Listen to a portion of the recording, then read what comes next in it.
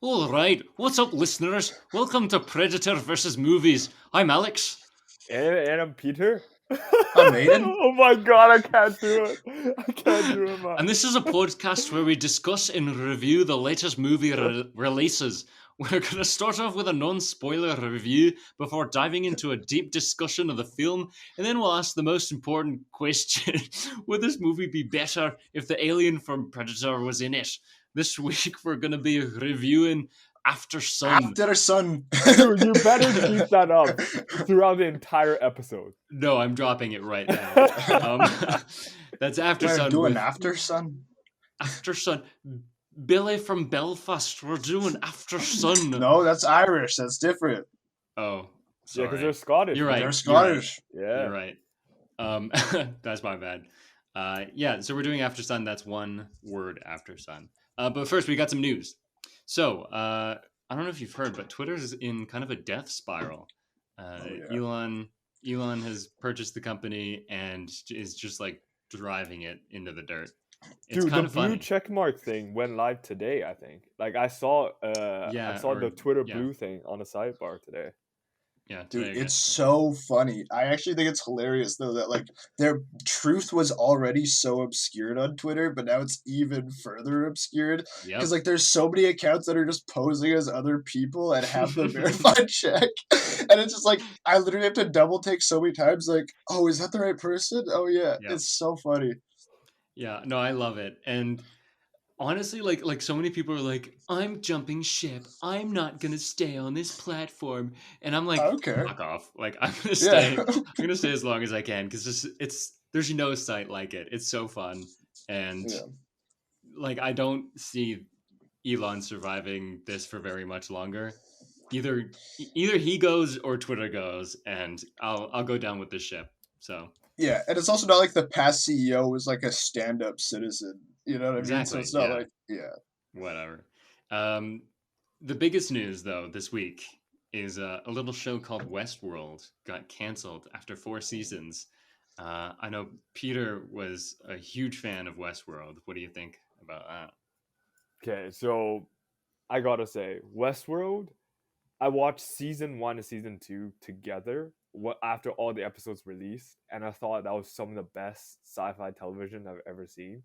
So I really I loved the show. And then when season 3 was announced and then like we're going to the human world, I was like, okay, there's so much they can do. There's no way they fucked it up, right? There's no way they can fuck it up. They fucked it up, okay? He certainly did. And then after season 3, they immediately announced that season 4 is renewed, and then obviously like the viewership has been a downward spiral ever since season 1. So the show's not doing great. It's a hilarious graph. If you look it up on the internet, like the viewing for every season, it's like just a drops, quarter. Yeah. It's a quarter of season 1 now, or less. Mm-hmm. Like for season 4, that is. It's terrible. And then season 4 sort of made a small comeback. I liked it a lot more than season 3. I still don't think it's necessarily better than season 2, but like definitely it did put out a lot of good points and a lot of great scenes. I'm sad it got canceled because like apparently the writers and Jonathan Nolan and Lisa Joy said like they need one more season to wrap up the story.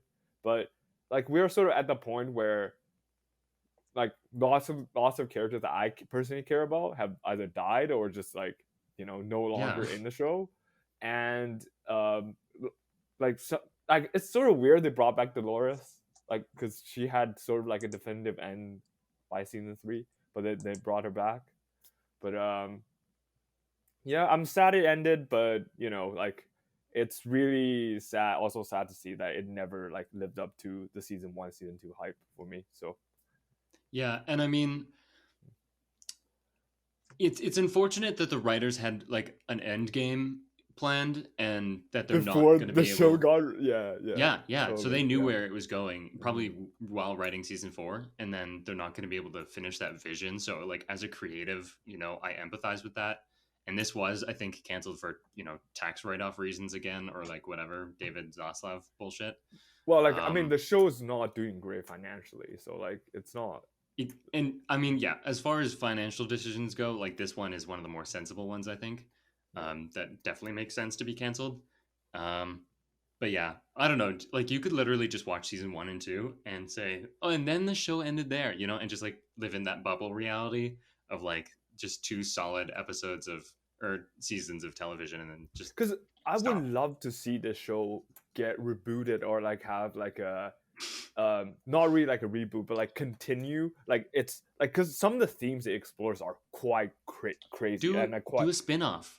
Do a yeah, It's right. spin-off. Like already uh, it's It's already a a remake of an old yes. show, it's correct? Yeah. Yes, remake yes. of a old Movie. movie. Yes. Yeah, Okay. from the 70s. Yeah. Yeah. So I think I think some of the themes that they're trying to put out about consciousness, about humanity versus this sort of like new intelligence rising, like in the version of hosts and the treatment of hosts, do they even consider human? Like poses a lot of great like scientific moral questions that I would love to see other shows, other mediums, or like anything just to explore them further. So like it will be great to see sort of like a spiritual successor almost to Westworld in the near future. I think there were discussions of spin-offs, weren't there, for like a Shogun kind of series, like in the samurai world. I thought that was a thing. I don't know what happened to it, but there was. That sounds really familiar to me what I'm saying right now. So I don't know if it's still around after the cancellation, but anyways, It's let's head probably not on. because Shogun World's not been a thing since season 2, so I don't True. think it is. Yeah. Let's head on over to the Marvel Corner. Still keeping up our streak of Marvel Marvel news. Corner. More news every Yeah, week. every week. So we've got some casting for some upcoming. I think they're both series. I think they're both definitively series. So first off is Wonder Man, and I bet a lot of Oh people yeah, are very thinking, excited. Casting. "What the?" Oh, I thought you were being sarcastic. I bet a lot of people are like, "What the fuck is a Wonder Man? Is that Wonder Woman knockoff?" Sort of. I don't know. He's got what is interesting Big is he W has. on his chest. That is true. He has ties to Wanda, Maximoff, the Scarlet Witch, in that I think they've dated in the comics, and also he has ties to the origin of the Vision. He was the template. His brain patterns were the template for the Vision's consciousness. So Oh, shit. it's all like in the family, kind of like related there. And so we've got some casting for that series. It sounds like it's going to be, I forget the name of the show, but like a Hollywood kind of like The Office comedy of like What? no, Oh my god, are you shut up, serious? shut up. Let me finish. Of like what it's like being in Hollywood, because Simon Williams, who is Wonder Man, is an actor. So people have been saying that this is hilarious. I say, deadpan. Evan Peters' character Ralph Boner could come back, and Ben Kingsley's what's his name in Iron Man 3? The Mandarin. The fake Mandarin, Trevor. Yeah. Trevor It's like Slattery Ralph or okay, yeah. will come back. So Ralph, your favorite characters, Yeah. Ralph and Trevor, are making a comeback in this show, and it's So I don't know. It could be interesting. I'm hesitant. It sounds like Wait. it'll probably be of a similar tone as She-Hulk, I imagine. Peter, you have a question. I thought Yaha got casted for that. He sure did. Thanks for jumping the gun. Yaha Abdul Mateen II is, I think, being circled for casting. I don't know if it's 100% official for Wonder Man. Dude, I got hyped because he got casted. That's a rumor? Oh my god, that's pretty disappointing. And Bob Odenkirk is being looked at to play that's the other thing. I was like, yeah, the cast looks sick. Yeah. Manager. Yeah. So I don't know. I think it could be interesting. I can predict what Aiden's gonna say. Like, I have low hopes for this just based on other Disney Plus series. Is that about right? Yes. My take is don't care unless it comes out and it looks like exceedingly cool. Like it looks like really, really cool. And that's the only time it'll start to care. Alex, I think it's confirmed. I just saw a Variety article. Marvel's Wonder Man cast Yaha to lead Disney Plus series. So okay. I think it's confirmed. Yeah, and I wish I knew what the name of that show is. I thought it starts like with an E. Entourage? That might be it. I think it might be Entourage. What I've heard is it's going to be along the lines of that, if anyone's familiar with that, which I'm not. I've never seen it. I just know it's about Guy in Hollywood. Yeah, okay, then that's it. Yeah. Some other news. Agatha Harkness, Coven of Chaos. What a terrible title, by the way. I'm like stumbling through that. But some more casting for that series. More important to me, Aubrey Plaza is, I think, cast as the villain of the series. And I think that's just fantastic. Love Aubrey Plaza. I think that'll be great. We're big Plaza supporters here. We are, yeah. Big Plaza stands. Also, they've cast Joe Locke of Heartstopper fame, and he's playing a character described as a gay teen with a dark sense of humor.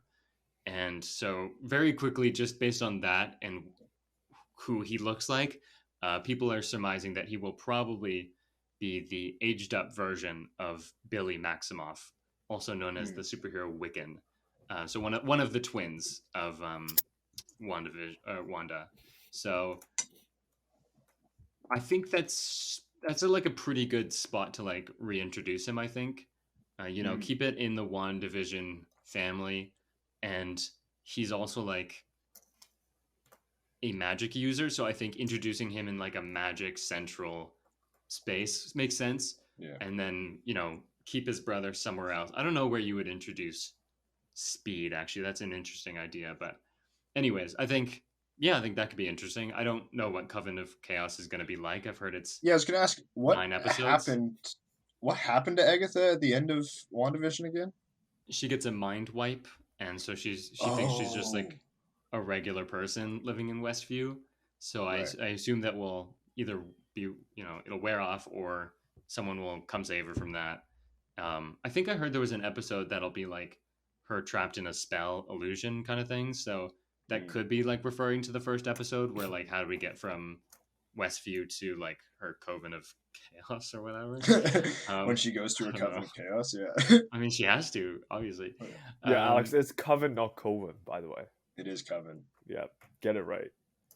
Okay, whatever, Dad. Shut up. Last bit of casting news for Marvel. This is heavily in rumor territory, but I've heard from several different people on the Twitter sphere that they're looking at a Mr. Fantastic cast that will be a non-white actor. Although like opposingly, I've heard that Adam Driver is still being looked at. Like that was kind of confirmed again, who is obviously not white. But one person that I had seen like a GIF of, which usually is like, a rumor that they could be cast, was Diego Luna of Andor. Oh yeah. Ooh. Yeah. I don't hate it. It's not like what my first or fifth cast would have been for Mr. Fantastic, but like I think it's more interesting than Adam Driver, or who's the other one that they were talking about? John Krasinski. Oh yeah. Bro, I thought that one's long gone. Isn't he confirming he's not coming back? I think it's almost certain that he will not be Mr. Fantastic. But yeah, I don't know. I still... think continue. I think Diego Luna could be interesting, and I mean, seeing what he's doing in Andor, like I really respect. Dude, the guy can act for sure. Yeah. The guy's fantastic. Yeah, so I don't know. I think it could be interesting, and I am a big supporter of choosing a non-white actor because I just feel like so many of the heroes, even like now in 2022, are just white guys, and it's stale. And I don't know why, we need to keep doing that. So I think it's better this way. I'm a big proponent of that. The concept of we're considering a huge variety of actors who are not white, but then there's also Adam Driver.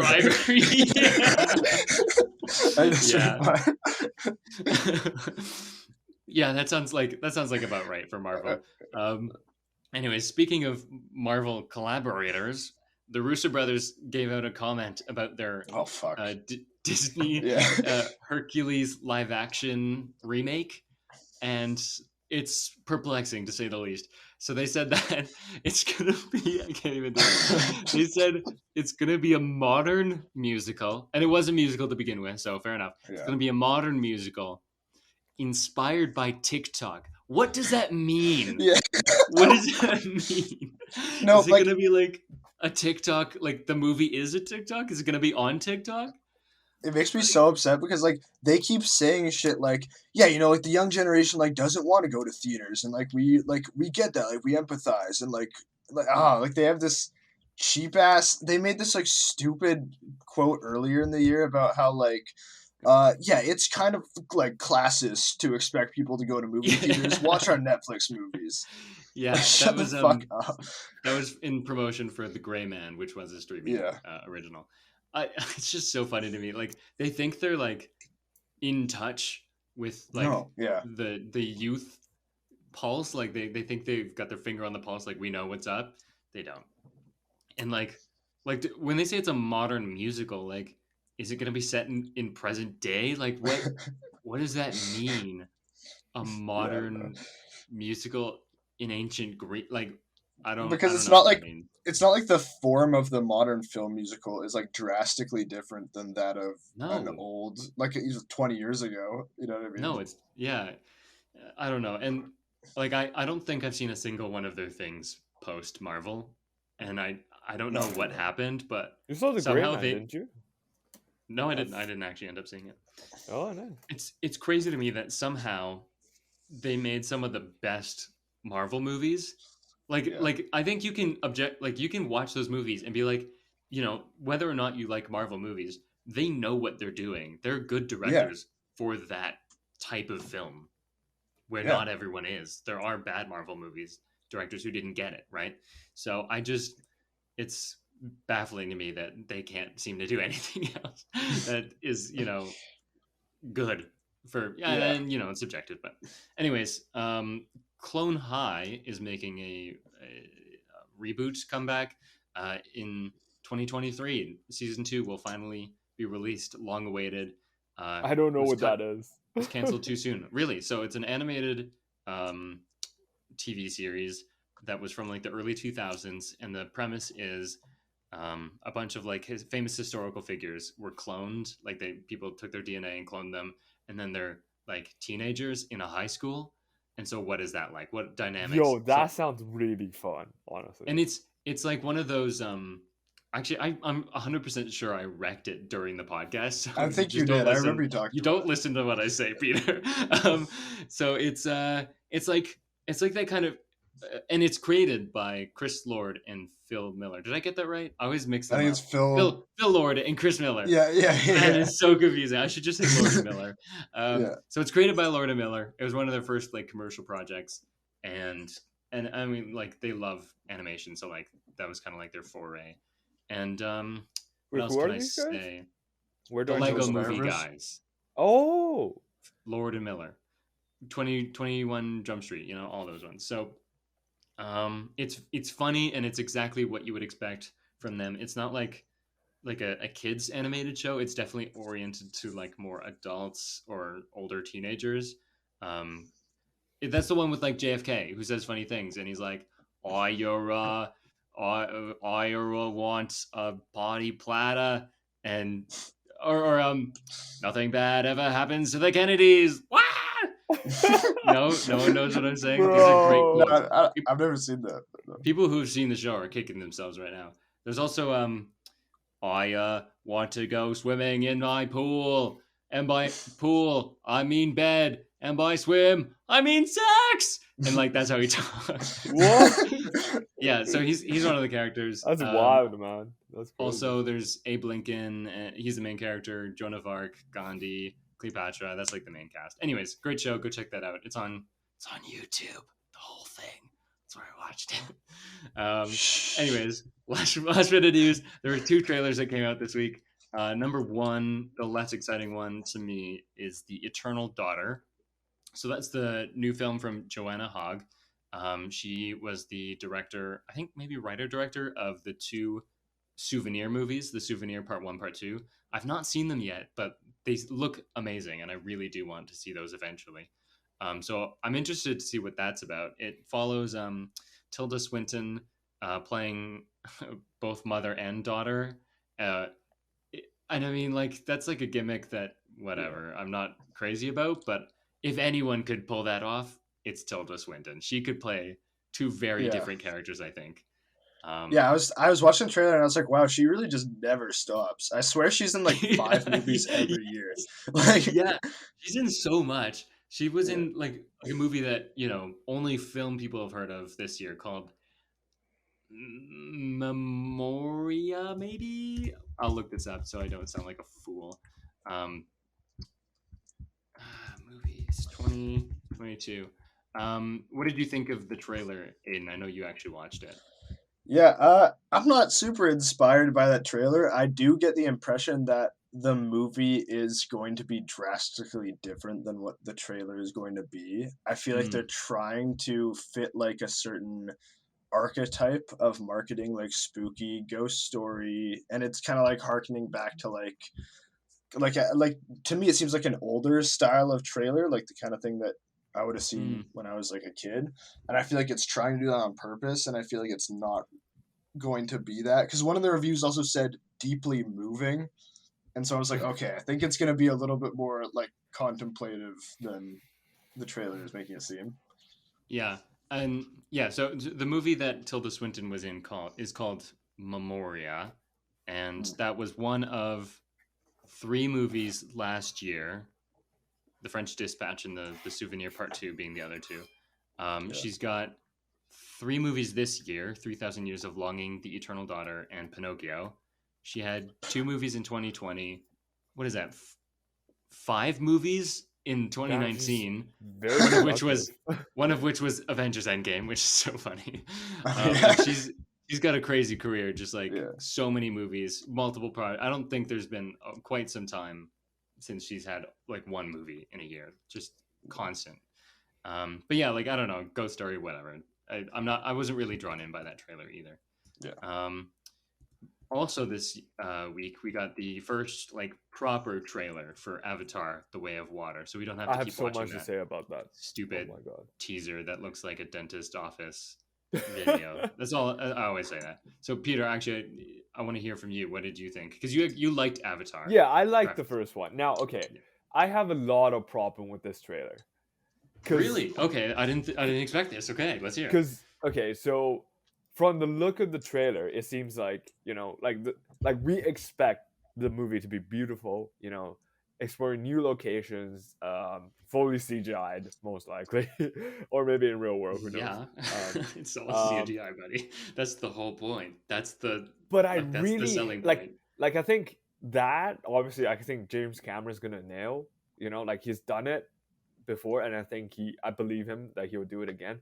What I'm a little concerned about is the story, because it seems like it's just another story of them uniting a bunch of ocean tribes to fight humans on the ocean, and that's just like a repeat of what happened in the first one. So I hope that they don't, you know, they come up with something new, because like, it seems like human will also again play a part in this movie, and like they will be fighting. So I hope they come up with new and innovative ways to weave that into the story, not just human won Pandora, so Pandora people fight back type of thing. Can you even do an Avatar movie without evil humans? Like, isn't that the whole? Dude, point? I really hope they come up with something new, man. Like, what else would be the villain? You know, I don't know. And it would be really strange to just disregard. Like, I don't know how you do it in a way that, if you didn't have humans, how do you like fully acknowledge or address that Jake Sully was a human? Like, you know what I mean? Like that's, you know what I mean? Like, I feel like it's kind of an essential ingredient. Also, just like watching the trailer. Okay, there's two. I have a positive for the trailer and a negative. So positive, and you know, people said this on Twitter, and so the moment where the one Avatar guy, I don't know who he is, which like the human character. No, you're not even like, you don't know what I'm even talking about. I haven't said anything yet. So an Avatar. You said Avatar guy, and like the only other Avatar guy in the trailer is the kid. No, right? So there's an Avatar guy, and it could be Jake. It might be the villain though. Like I don't know who it is. He's holding a human skull and he crushes it, and that is kind of cool. That is kind of cool. You missed that part? Did you blink? I think I did. I don't remember seeing that. Yeah, so it looks pretty cool. I will give him props for that. It's very Hamlet of them.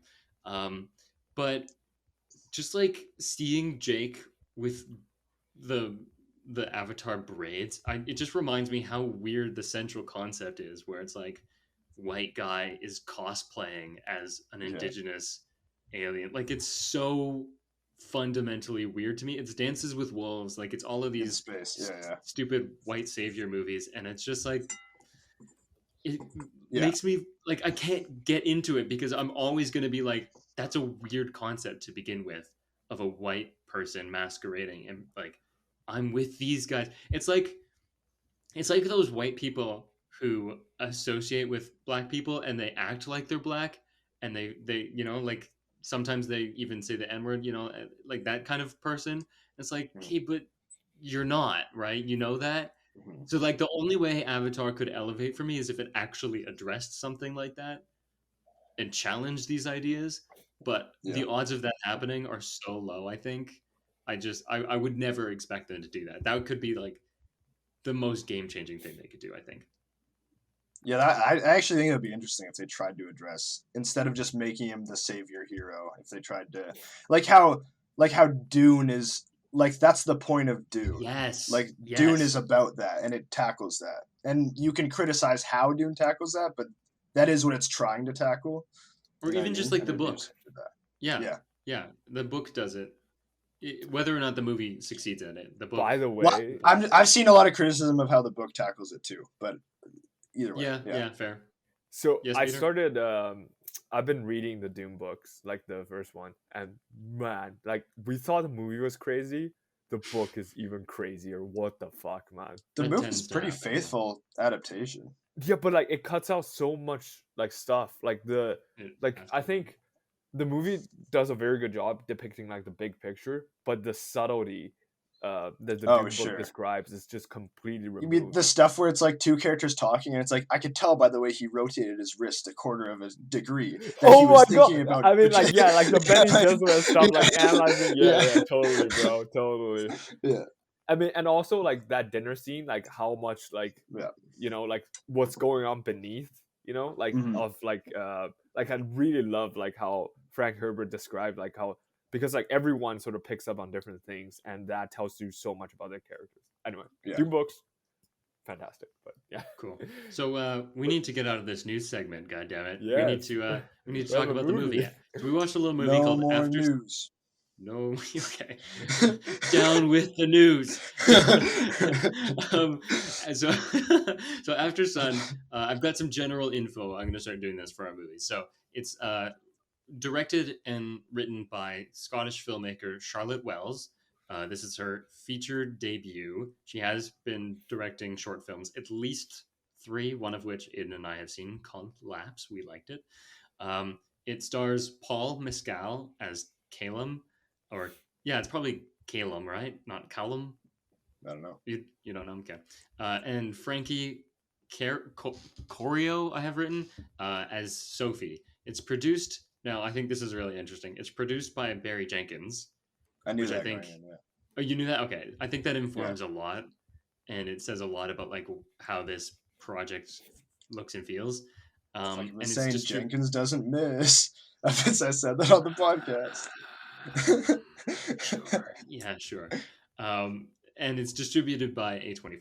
So before we get into the movie and our thoughts, we're going to guess the Metacritic score. This is a fun little game we play. There's a little site on the internet called Metacritic where they tabulate critics' scores and give it a review out of 100, an average of critics' reviews. So general users don't get input. It's just critics. If it's scored a 60 and above, it's green. If it's 80 and above, it gets a special label called must see. If it's in the 50s or so, it gets yellow. And if it's in the 40s or below, it's red. So we're going to try and guess where Aftersun lands. I think I think last time Peter went last. So Peter can go first. Ooh, this is tough. I feel like because Metacritic is just critics. That's true. 93. You think 93? Yeah. I was thinking about this. I think this is like a really good movie, so I'm going to go with, and something that critics are going to enjoy, so I'm going to go with a 90. Okay. Aiden? Well, logic would follow that it would make sense. I don't think it's going to be much lower than 90. So I'm not going to try to beat you out on that market. you said 93, right, Peter? Yeah, I said 93. Okay, well then I would either have to guess the perfect in between or assume it's going to be higher. So I'm just going to go 94 and cover the rest to 100. 94. Interesting. Look okay. at that. Look, the strats, actually, bro. That's what I do every time. It's more. My answer is more based off your answers every week. This is great. And what did Tar get last week? Wasn't it a 91? I like my jaw dropped looking at the score. Tar I think got 91 though, right? Something like that. 92 or 93. Yeah, I think it's a little higher than 91. Okay, wait, let me check. I'll double check because okay, Metacritic didn't like that. Just gonna use Google then. Looks like, yeah, so Tar got a 91 for reference. So 93, 90, and Aiden gets 94. Son of a bitch, Aiden wins again. Yeah, you got a metagame. Yeah, he's very good at the game. I've crafted a game that I should be really it's good metagaming because it's Metacritic. Whoa. No. Sure. Anyway, so Aftersun gets a 95.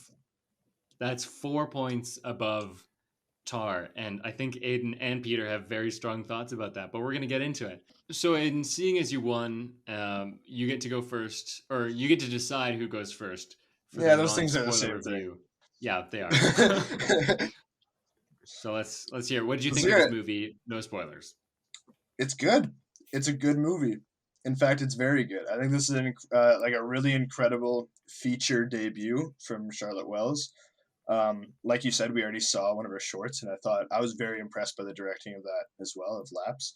So it's not necessarily surprising that this is also very well directed, because I think it takes a lot of very bold choices with how it chooses to tell the story, and how it's directed. I think that the performances are great.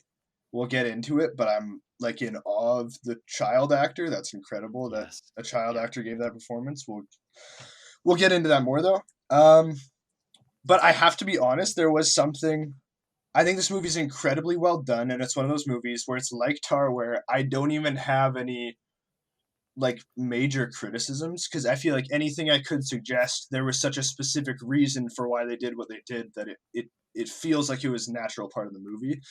But there was something that was, I felt like there was a barrier to me emotionally connecting with this as much as I wanted to. I felt like I wasn't as connected to it until the end. And I don't know, I can get into some of my ideas of how I might have wanted to see that changed, but not a big deal, because at the end of the day, I think it was still incredibly well crafted. I think the ending is great. Great moment of catharsis. If I had to give this a star score, this is either a 4.5 or a 4 for me. I'm going to go... Would you recommend this to someone else? I think I would recommend this to anyone, honestly. I think that, we often make the distinction like, oh, are you film guy or average guy? And I think that both might like this movie a lot. I think that there are some things that might like test the average moviegoer a little bit, but I think that you can still I think that you can still take away a lot from it. That's interesting. Yeah, I'll save what I'm thinking about for after, but actually we watched it together again. And I noticed like halfway through, like you leaned forward and we're watching it like leaning into the screen. Yeah. And I feel like that's such a great like that's what this movie, like it wants you to lean in to watch it. And I think that's just like a testament to it. I do also. I just can't sit still for too long. So I need to change. I change my sitting position like every 10 minutes, but also the movie. Yes. No, and I felt the same way about Tar. So I think there's a lot. Just again, I'll bring this up for a full discussion point later, but 2 weeks in a row we've had excellent movies, which has been reflected in the Metacritic score. But these movies have been great. Peter has an interesting, controversial even take on this movie. Peter, what did you think I of have to go Aftersun? next, eh? Okay, Yeah, so I can't really give it a star rating because I feel like you have to. rating. I'm going to make you, Are as you gonna always. make me? All right, I I'll am. do that last then. So basically, I watched it before these guys, Mhm. and somehow the movie didn't really connect with me in the ways that I wanted it to, and I don't even think like I'm not like a cold-hearted monster like Alex, because this guy watched Interstellar and didn't even fucking cry. I cried every time. I've seen Interstellar twice, and both times I've cried. Interstellar really connected with me, resonated with me, and It's Christopher I Nolan. felt like it's like Peter's emotional thing. punch every time. But somehow this movie, which is described by everybody that like they either cried or like deeply connected with the movie, somehow that didn't happen with me. So that's a little odd. But because of that, like I think I only sort of watched it and understood it in a very superficial level. I watched a lot of reviews and people's breakdown ideas, opinions of the movie afterwards, and I see everything that they mentioned while I was watching it, but somehow these moments didn't really have as much of an impact as I wanted them to. We'll get into it in the spoiler discussion like in detail, but like it's just like without you connecting with the movie emotionally, this movie on a superficial level is a simple story of a holiday, and that alone can't satisfy me and like doesn't warrant a great rating. So like it's like a 3. Like the performance is great. I can't like there's no debate on the performance. I think uh the both the dad and the kid did an amazing job. Just I think it's something that you it's one thing to see these things happen in real life, which is already like realistic to begin with, but it's different to sort of provide that authentic level of performance in a movie or a piece of like artistic work. And the fact that they were both able to deliver that and they were like the only key cast member of the movie is very, very impressive. And like my star rating, like for them, it's a 5 out of 5. But like for the movie as a whole, it's a 3.5. So 3.5. yeah. Yeah. I mean, That you know what? I'll take it as long as it's positive, like it's above 3. If Like you'd given it a like 3, I would have been like, I yeah. can't of good conscience give it like a 2, like I didn't really like it, and like me liking a movie plays a huge part in like how I rate the movie. Like I can't give a movie that I didn't really enjoy as much anywhere above 4. So like that's just how my ratings work. Okay, man. Like I told you, like off I air. know I'm gonna get flamed, Every but like that's every no no just no no no. my take, Every opinion is valid. You can't control Some how opinions you are more valid than others. you can't control how you feel while watching a movie. So every opinion is valid, right? Dude, But trust your me, I really opinion, wanted to like this movie, man. Like I had very high hopes going in. no, and yeah, like every like I said, every opinion is valid, but yours is capped. So let's just whatever. Um, man, I had another question for you, but I forget what it was. Would you recommend this to other people? That's one thing. Right. But I say definitely go check it out. Like there's a reason why a lot of people like this movie, and like if it connects with you, I think you're gonna have a great time. Um, but like I've seen some reviews where it didn't really connect with them, and like for them, like it's just the depiction of a holiday. Like you're always waiting for a big emotional beat drop, but that never happens. Like if you're expecting something like that, I say like don't go. Like it's gonna disappoint you. okay, I think that's fair. I think if you're expecting it to be like how an analogous movie is like fuck, what's it called? Florida Project. We've been talking about that. Florida Project has like multiple things where it's like it's a big thing that happened, and like mhm. if you are expecting that and you're expecting to like be kind of shocked by like just kind of like a crazy, not a crazy, but like a heightened situation happening, this movie isn't that. Yeah. I don't think that's a bad thing, but I think that Yeah. that's No. true. Yeah, and I will also make a comparison to a movie I saw earlier this year. It's called Supernova. It's Stanley Tucci Oh, yeah. and Colin Firth, Colin I think. Farrell. Oh, Firth. Yeah, sorry. Yeah, so it's like a British gay couple.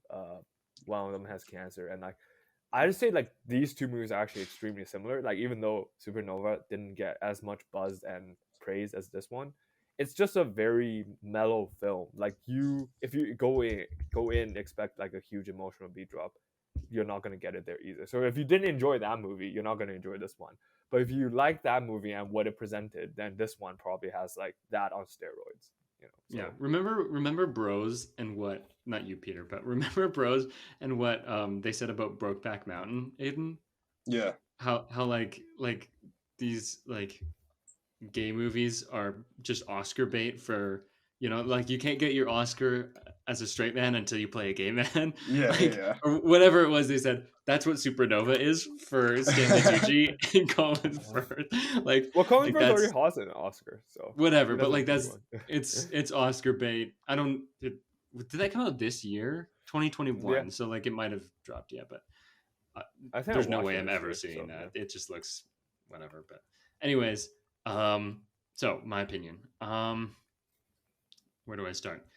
I think I did initially pitch this as analogous to Florida Project. I think it is in some respects in that it depicts like a lower class family, and like perspective is a big thing that's similar. So like in the Florida Project, it's mostly the perspective of a, I don't know, 5 or 6 year old, like a very young child.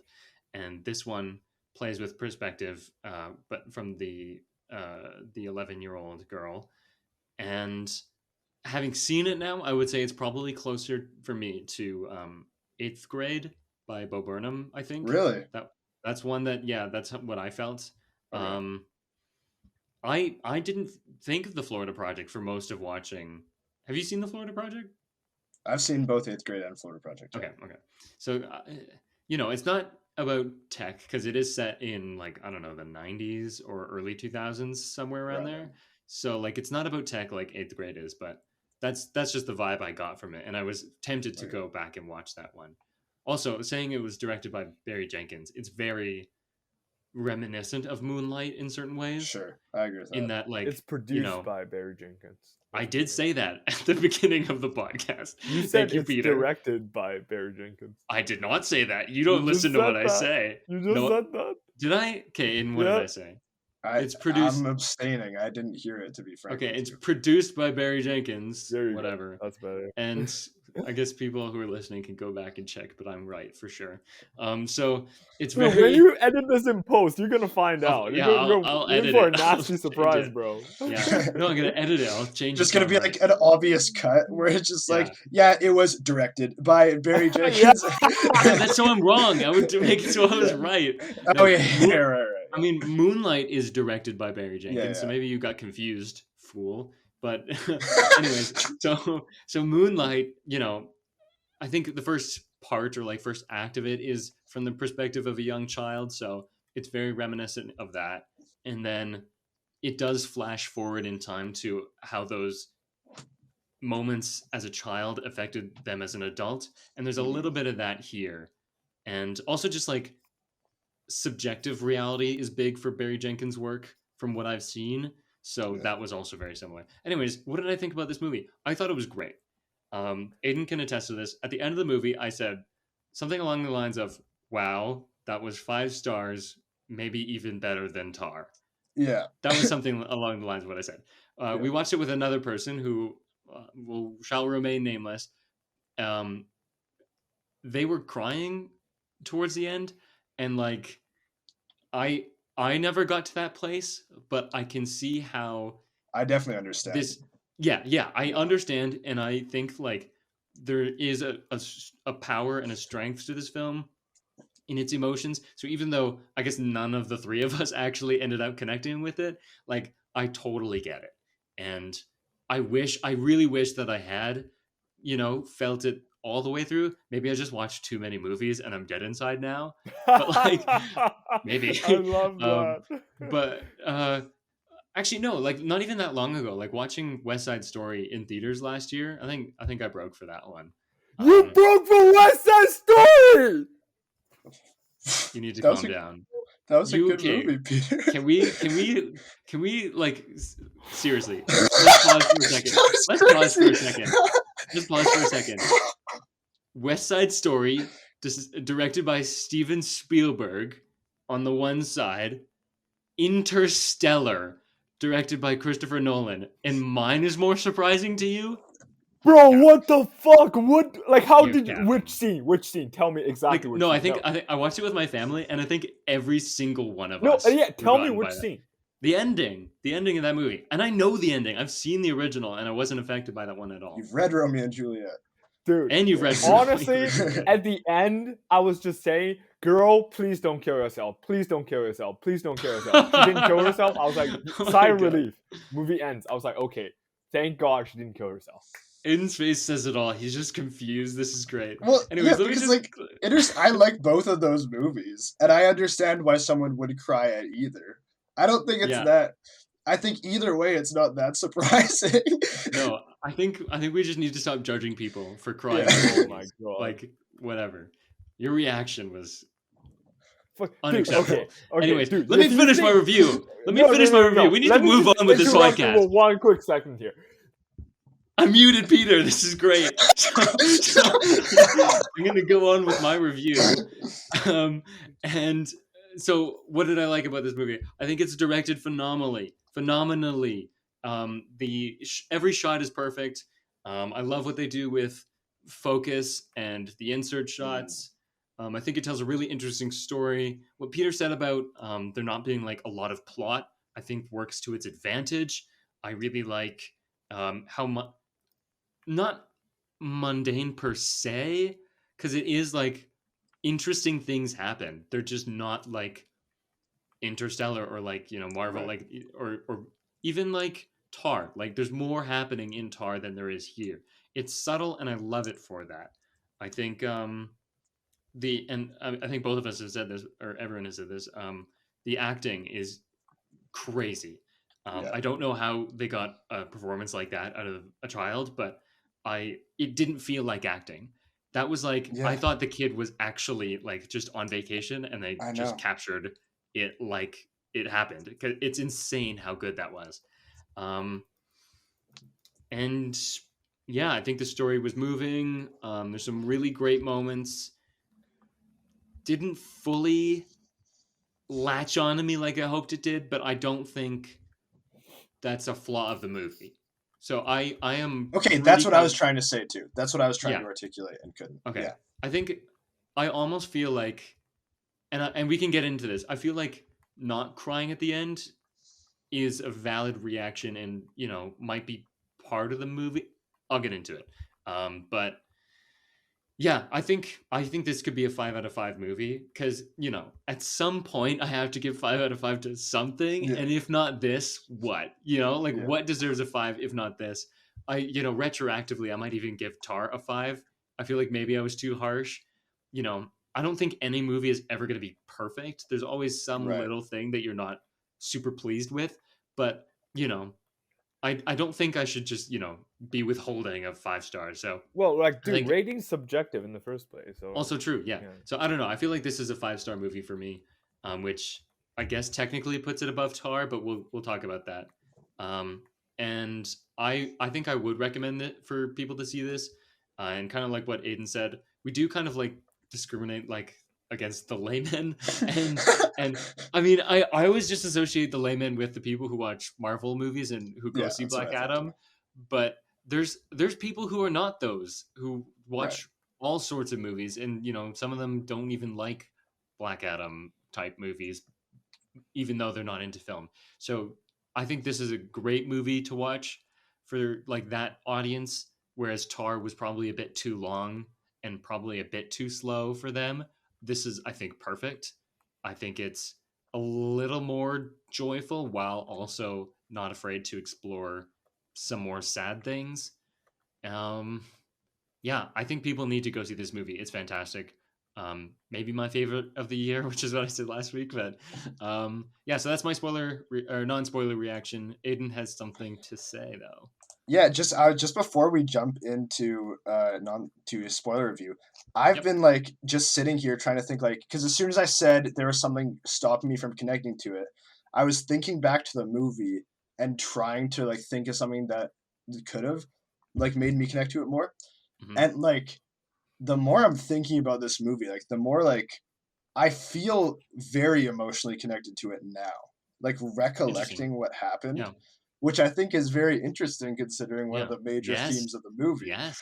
But yeah, like it's like so it has this like very meditative and calming feel while also like it's so meticulous with some of the details it lets shine through. It portrays like a variety of emotions. Like I'm actually rescinding my suggestion that it could be 4 stars immediately, and it's definitely 4.5 for me. Okay. Like Okay.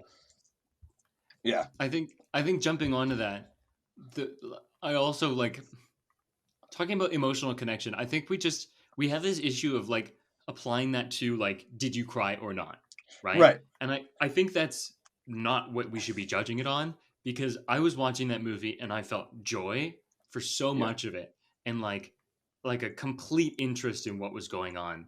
Um I I just felt felt like a peace. I felt like yeah, you know sure. what I mean? Like Yeah. And I don't know, I felt nervous at times based on certain yeah. events going on screen. I felt empathy for characters who were going through shit. Um, what else? Fucking, I don't know. Just like, oh, and just like a hollow pit of despair, which sometimes, movies make you Yeah. feel like that. And leaving the movie, I was affected. I had to Yeah. like, I had to listen to some songs, like driving home. I was like, Yeah. so it did have a lasting effect on me. I just didn't cry. And I that's, will say, mark yeah. of a good movie for me. I got into the car and I was gonna turn music on, and I was like, no, I'm not going to. I'm just gonna sit with Oh, the movie. And for me, that's marker of a very good movie. I don't do that yeah. unless I really liked the movie and it affected me. Yeah. Like when you have to sit in your car and just go, Yeah. whoa. Yeah. And Yeah. sometimes you write some things down and sometimes you just sit for 5 minutes going like, whoa, I just watched that. So like, I think probably even more than Tar, like I actually felt something from this movie. Yeah. And not to like hate on Tar, love Tar, but anyways, we've done a lot of non-spoiler talking. We need to move on. So, brief synopsis is me again because I keep losing this fucking thing. Why did I Pew, pew, create a pew, spoiler game? time. Pew, pew, pew, Yeah, spoiler. again. Why did I Yeah. create a game that I'm bad at? This is stupid. Anyways, so I'll give a brief synopsis. So the briefest of synopses is a guy and his daughter go on vacation to Turkey. They're from Scotland. I think the parents never were married, I, maybe divorced, yeah. but I get the No, they sense were that never married. They were thinking Very yeah, about young it. when they had a kid.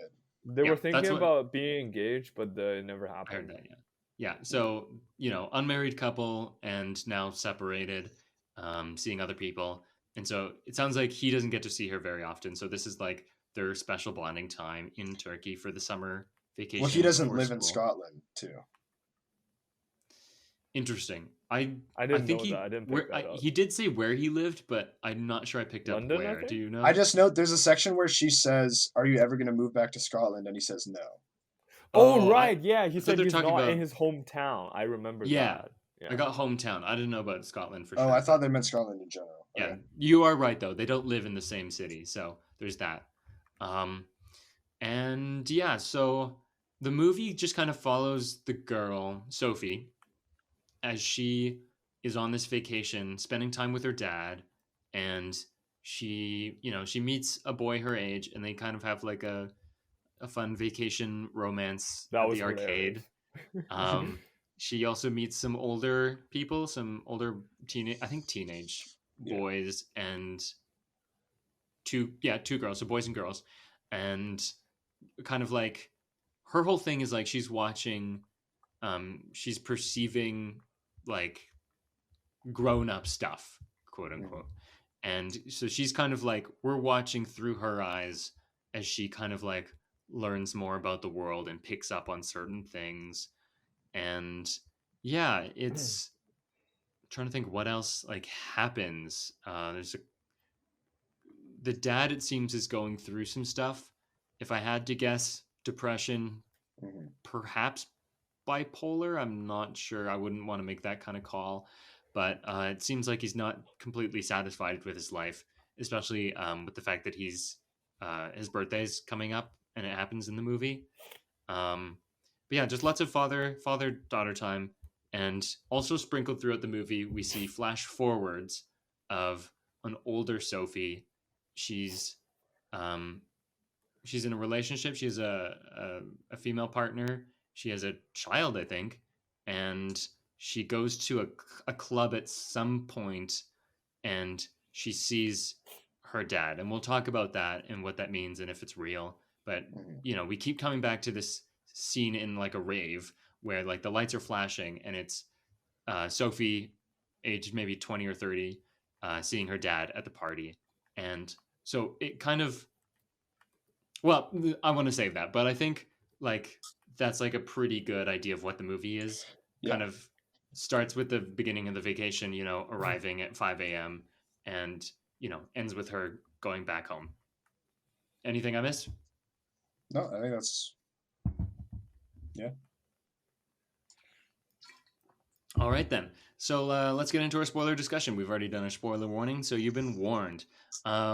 Let's talk about the direction and cinematography. Directed by Charlotte Wells, and cinematography by Gregory, I think it's okay, or Oak, Gregory Oak. He actually did do Laps, which is interesting. Oh, okay. But this is not his feature debut. He's done one other feature. This is probably like his bigger debut, though. Like I not many people have seen the other one on Letterboxd, but anyways, the directing is fucking crazy. Very good. Very good. Yeah. Maybe you even go. better than Tar, like, or more. I'd struggle to say that. I think it's a different it's a different style. Yeah. It's very a different style, and I think it's different in that Tar felt like it was using quite different techniques at different times to differentiate scenes, whereas I feel like this one had more of an overall style and mood. So I think it was a bit of a different philosophy of directing / cinematography. I think what I would say is that this one is certainly more auteur. I think that's safe to say. I think this one leans more out there. Not to say that Todd Field's direction is anywhere near like generic or, traditional. I think he's auteur for sure, along the lines of Denis and Fincher. But I think Charlotte's leans a little further, even more so, from what the traditional is. Sure. And definitely, like, I get the sense of, like, this is someone who's seen the French New Wave, like, kind of, maybe not editing-wise, but, like, the choice of shots, I think, is definitely more interesting. So, like, she plays a lot with focus. So, like, things in the distance will be in focus, and the main characters in the foreground will be blurry. And I love how she does that. Lots of inserts, lots of reflections, which I really liked. Yeah.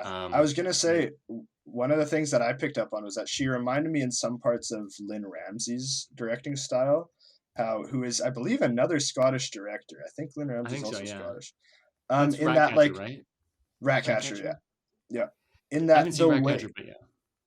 The way that information is cut off, like there are specific, like, there are moments where we, especially when we're looking at the dad, and we'll get into why I think this is, but because I think there's a very specific and great reason for it. When we're looking at the dad, there's always much of his face cut off. One of the things I noticed at the beginning of the movie, it's not until like pretty much the first night is over and they're at the pool in the morning on the next day, we don't really see his face clearly before that point. Like, and that was some of the things I picked up on, where it's like, and because I was thinking, like, are we never going to really see his face? And then the next scene, it was like he's clearly there, and I was like, okay. Yeah. I mean, like, obviously we see his face, but it's like when he's on the balcony and his back is turned to us, and he has a cigarette in his mouth, and he looks over sometimes, but there's shadow on his face. Or like there was one shot that was like a close up of him on like the bus, but it was like the way the light was, you can't quite see his face super well. And I think like I'll get more into this, but like I think one of the big themes of this movie is like the fleeting nature of memory, and I think that it really ties into that. And I think that one of the shots, sorry, I'll end my rant after this, but there's one shot where we just see like the dad, like who is generally like a very kind of chipper guy with his daughter. Like he seems like he's a dad who like really likes to make sure she's having a good time stuff. But like this is a scene where he turns kind of serious and he gets her to stop recording him with the camcorder, and we just see the scene play out in like the TV reflection, like you were saying. I thought that was like phenomenal. Like because it's this feeling it's like of like it's a 2 I minute know. scene, like it's long, yeah. And we're trying to like this feeling of like we're trying to piece together who this dad was and like what are the things that were making him tick and how that affects Sophie just the same way Sophie is. Like it does a great job of putting us in her shoes with that. Absolutely. Yeah. And we'll talk about that, yeah. Also just with that shot, like I don't know if you noticed, but the focus keeps changing. So sometimes it'll be the mirror reflection of him, and then it'll shift closer to the TV reflection of it. That's just that shot is so insane. It's so good. And it's all like it makes it all about the audio, right? So you're listening more. And I just wow, this movie is very quiet in some parts too, like very like and just this soft feeling that it has. Yeah. And I think what else can I say? I think if I had to guess, this was all natural lighting. I couldn't see any. I don't like probably like a few touch ups here and there, but like for the most part, I don't think they used very much like lighting stuff. Maybe like bounces and diffusion kind of thing to complement the natural light, but I don't think they use like a whole lot of lights from the. I keep wanting to say studio lights, but filmmaking lights. There's like beautiful colors in this movie. There's one thing that I just want to quickly bring up as well, that like there are a few shots that are a very, very slow pan, like the slowest pan you can imagine, and it's not really panning to anything, but it's like this kind of like swirling, never quite fixed in place feeling that this movie has. I think is great. Yeah, I know which pans you're thinking of. Usually it's of Sophie, and that was one of the shots that I was kind of like, if this wasn't directed by a woman, I would be really weirded out right now. Like just. Oh, I don't even know what shot you're talking about. Okay, so it's when she's like probably like the first day at the hotel, and we I think it's probably more of a dolly tracking, like or like a dolly move left to right, and it's like a close up of her knee kind of thing. It's like along her body while she's lying in bed. Oh, okay. Yeah. And like if this was directed by a man, I would be like, that's creepy. Just because like I know there's kind of like this tendency for women to be like ogled by the camera and do like a pan from like, or not a pan, like I guess it's a boom up from, or a tilt from, bottom to top. And it's very like looking at the female form. And this is like an 11-year-old girl. So like it's extra weird. I didn't get that feeling from that shot at all in this movie. I didn't know, like I didn't feel like the filmmaker was trying to do that, but like I was a little uncomfortable.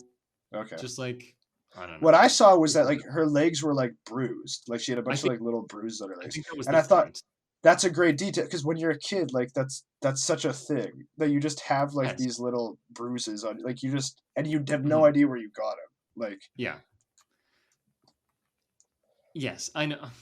That's what that's all I was thinking about when I saw it. But and I don't know. The other thing is like, and we'll talk about this next, but like the whole movie is very like perspective heavy. It's very much from the perspective of the girl Sophie. So it's a weird shot in that like that's a situation of it not being from her perspective. I don't know. Wasn't my favorite shot. Was that also the same one as the cigarette one? Because then it zooms in, doesn't it? Yeah, I think so. From there, so I don't know. Oh, sorry. I have one more thing on direction too, actually. Sure. Yeah. There are so many shots where it's like a 2-shot of Sophie and the dad, and they occupy like the same part of the frame. Like they're not like a lot of movies when trying to illustrate relationships and like maybe a strain, like they'll have characters like completely separated in the frame and we can see how distant they are within the frame all the time, but they're very often like stacked in the middle and we see them together. We see like they are like applying sunscreen on one another, and it's like Right. Okay. I really like, I think it gave, because there is a bit of a strain in the relationship there, but I think it gives it this really realistic tone where it's like it's not, I think a less uh insightful director might be like, oh well, their relationship's a bit strained, so I'll have them isolated. And I think that's not really an accurate way to do it. I really liked the way that Yeah. was framed. I don't know why, but I thought of another shot that I loved that was, I think it was Caleb's face. And it's while they're like on the boat for like snorkeling or whatever, like swimming in the ocean. And it's like a close up and then it pans away so slowly and his face just slowly gets cut off and it's like looking at the landscape or whatever. Man, this movie's crazy. Peter right now looks like he's about to fall asleep and like he's listening. He's more listening to the podcast than participating.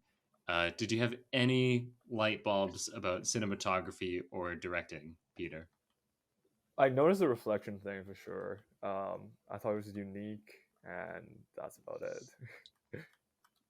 And Great also, insights. I hated the rave shots, by the way. Like What? Like the flat. Like I thought them. Like how does movie get past like I don't know. There's like a board reviewing these pictures, but like there has epilepsy? to be like a flash. Yeah, there has to be a flash warning somewhere, man. The only movie I've ever seen that for is Avatar. I saw people had signs up at the movie theater for Avatar, and I was like, of all the movies, why this one? You know, like, I've seen movies with raves in them, the shots were cool, but like, man, like it was just like someone flipping between dark and light mode, but like, you know, it was a minor complaint. You know. That's a rave. That's what a rave is. So I don't know what you're expecting. Whatever. Anyways, I did hint towards this. We're going to talk about perspective. So this movie's like very subjective and from the perspective of Sophie with some limitations. And I think, Aiden, you kind of were talking about this. I think it is subjective, but it's subjective through a lens of memory 20 so years later, right? Yeah. So I think this is a movie fully from the perspective of a 20 or no, yes. She's probably in her 30s. This is a movie fully from the perspective of a 30-year-old looking back at a family vacation. So a lot of it. That's interesting that you say that. Let me keep going. Yeah. So so a lot of it is like actually their perspective, like POV looking kind of shots, and then so much of it is also like shots that could not possibly be from the character's point of view, but are more about how they felt. So like I'm thinking of like at the arcade when the two elbows touch briefly before separating. There's that insert. Do you remember? And also a lot of like what the dad is up to when she's not around. There's no way the girl could have seen that. Yeah. But like when he walks into the water. Yeah. I think that's things that she's imagined, or like like that's what I think happened, so that's how she remembers it. Or she heard something after the fact, like he did this, or like they had a conversation. I really think this movie does such a good job of portraying like a fragmented sort of feeling of the past, and like again, like I was saying, like just giving like little hints of like it's like she's remembering and trying to figure out who her dad was. Like that's what this movie feels like all the time, and you cut it in with the rave stuff where I think it's like she can't quite see his face all the time, and there's all these people around, and she has to kind of push them aside, not literally, but like just to kind of wade through them in order to get to him. And I think like that speaks a lot to like if someone died when you were young, and that's what I think happened. We don't know that happened, but I think he died soon after this trip. You kind of forget their face too. Like even if it was like your dad, if you were 30 and your dad died when you were like 13, you would not have a clear picture of his face in your head. And I thought that was so interesting. And I think, yeah, it really feels like, yeah, it's like the feeling of, it feels like you're remembering back, and there's selective things that you're remembering, and you're remembering how you felt in the moment. And I just think it's great. Yeah. Yeah, I think that's a huge thing. There's a bunch of things you said. First, I'll talk about how the character feels about moments. So I think how Sophie feels about a moment is reflected in how the camera does. You know, like the direction of the scene. So I think that's a big thing. So it like it's a subjective, right? It's not objective. It's a subjective camera. Um, yeah, let's talk about that club scene. I think you touched on an interesting thing. Like, I think the rave is like, I don't know if that actually happened. It's very likely that this is how it's a reflection of how she remembers her dad, someone who's like Yeah. a hard partier because he's wearing the same shirt as he was on the vacation. And like you said, you know, rave in and out, which kind of to what Peter was saying, I was a little annoyed by because I was like, man, I wish I could see him better. And that's exactly the But that's what point. you're It's supposed to so feel. You're supposed smart. to feel that Yes. way. So I was annoyed, and that's the point. And I think it's good that I was annoyed, and I'm It's happy the frustration that I was she annoyed. feels. Yeah. Yes, exactly. It's the whole movie is so smartly put together in And trying it's to like, get you to feel certain ways. she feels kind of like alone and lost because she like can't access this like major part of herself, and it's this Yeah. like that's what I really, that's the feeling that was invoked at that club scene really for me, is like she feels like she's alone and like struggles to connect and reach out to people. And I think you see a lot of that as she's a kid too, like the way she looks at people, and like she wants to be involved in with this group of teenagers, and even when they invite her, she can't quite, like, obviously there's more going on there, but it's like this feeling of not quite being with people all the time. And I think you can argue like a lot of that comes from her dad, like she learned it. And yeah. I don't think that's true necessarily. I think because like you Whoa. have to put into the context of her coming of age, and this is her going through adolescence, you know. Mhm. And when kids go through that phase, like social becomes like, you know, like becomes a huge part because they Mhm. look after the self image a lot more, and then, you know, like obviously socializing, they have that aspect as well, which is they're more like sort of, it's that period where socializing becomes a little more difficult because they look at themselves a lot more, right? Mhm. I don't think necessarily that's true though, because like a lot of the times it's just That what's not true. like Connecting. you talking about her having like difficulty socializing like in the Yeah. past. I don't think socializing necessarily. I think feeling a connection and feeling like she's present with the people around her. And I think Well, you then see that. I think you that's see still that okay, when yeah. she's an adult and with her partner in bed I- as well. I think you're thought both that's right. just because of her reminiscing though. Like she's in her memory instead of being in the present. That's I why think you're she's both like right. feeling that I'm disconnection. I'm gonna play both sides so that I always come out on top. Mhm. That's a quote from something. If people know it, you're awesome. Anyways, I think Seinfeld? no, Seinfeld? no, Oh, not good try. Seinfeld for once. It's not Wow. Seinfeld. What do you mean for Okay. what? What are you talking about? I don't quote You love Seinfeld. Seinfeld, bro. I You love it, but always I don't quote quote it Seinfeld. very often. Anyways, All right. yeah, I think she does have trouble connecting, and I also think that's has to do with adolescence. But Yeah. Okay, and I okay. I think that part of her is like stalled in that feeling, and I think because of her dad. Like I think that, That might like, be true. you know, I I didn't think pick that's up. what the point is. Yeah. oof, And okay, and good. also I just want to make one last point about adolescence. I feel like okay. a lot of times I feel like she's looking at her dad for sort of like permission to like be involved. Like I remember clearly like about like they were like, oh, we're going to play pool, and then it's like, oh, we're one short anyway, she can join us, and then she looks to her dad for permission in that Mm. scene. But again, like she's interacting with people a lot older than her, so already she would feel Right. out of place because they have No, for you know, sure. different sense of. Yeah. But Like, I think even with the boy that's her age, I think that my feelings oh, of that is that God, yeah, she doesn't okay, even really uh huh, like the guy that yeah, much. yeah, She just like she sees like what these teenagers, what these older kids are doing, that they're She kissing wants to and do stuff the like that, same thing and as she well. sees like that's what I'm supposed to do, like that's what I'm, you know I what I like mean? And that. so she Yeah. just goes along with it, but I don't Yeah. think she really feels anything with this guy. At That's least a from great our point. perspective, she doesn't Yeah. really feel much. Yeah. Yeah, for sure. And I I think think that, like, yeah. sorry, Alex. So like, we can see like from a lot of things, like she's reading books that I think she's not supposed to be reading. And she's looking at, you know, people doing things that's like above her maturity and her age level, and she sort of, and that's why like I appreciate the performance so much, because like she convinced that childhood naivety so well, and like that, the sort of like naive but also curious, like she wants to try these things, and then that eventually led to like the kiss by the swimming pool, and I thought that was just very genuine, you know, very authentic performance. So yeah, I like what you said, Aiden, and well, both of you are saying very good points. I think what you said, Peter, was very true. But I like Aiden's point about how maybe that kiss wasn't even something she wanted, but was more. And there's evidence to back that up because she does have a female partner in the future. So you know, she could be bi.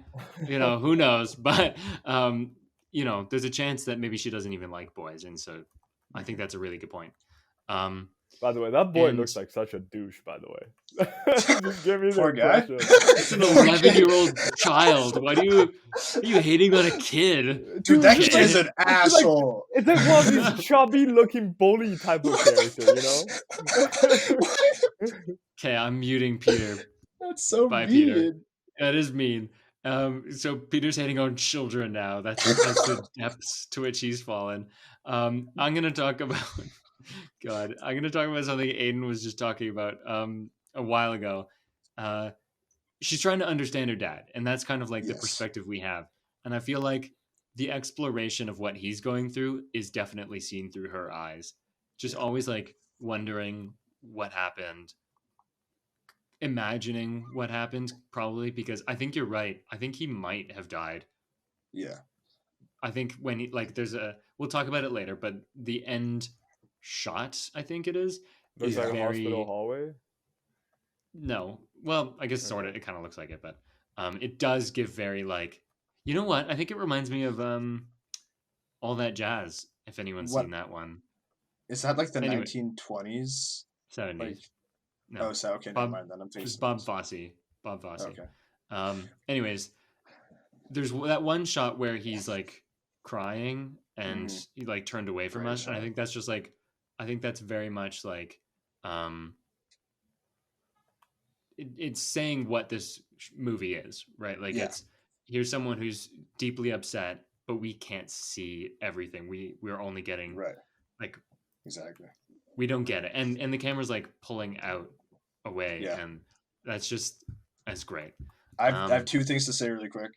I Sure, think one of the things I love about that shot is like we can see. I love that it also focuses on his back, because I feel like you can see all the muscles in his back, and I don't mean in like a sexual like oh, he's hot, but I mean like because he has so much tension in him, and you see that in his back, like the way when he's crying, like the way his back kind of contorts, and it's so like you can just feel how much Very physical. tension is within him. And then also like to the point of the final shot, I took that as from that point on he was just a memory to her. He just faded into her memory. That's what I got from that shot, because he goes into like the nightclub immediately from that. And also I think that it matters that in the nightclub scene, like you said, he looks exactly like he does. Hasn't aged when we know him. He hasn't aged, so 20 years. She didn't know him older than that point. Yeah, maybe he's Paul Rudd. That's a good point. You know. Yeah. Also, yeah. I mean, yeah. Endings on the table for discussion. We've kind of like touched on it already, so we might as well just like fully go into it. But yeah, it's very like death vibes, right? Like walking away down a long tunnel through doors. That's very death.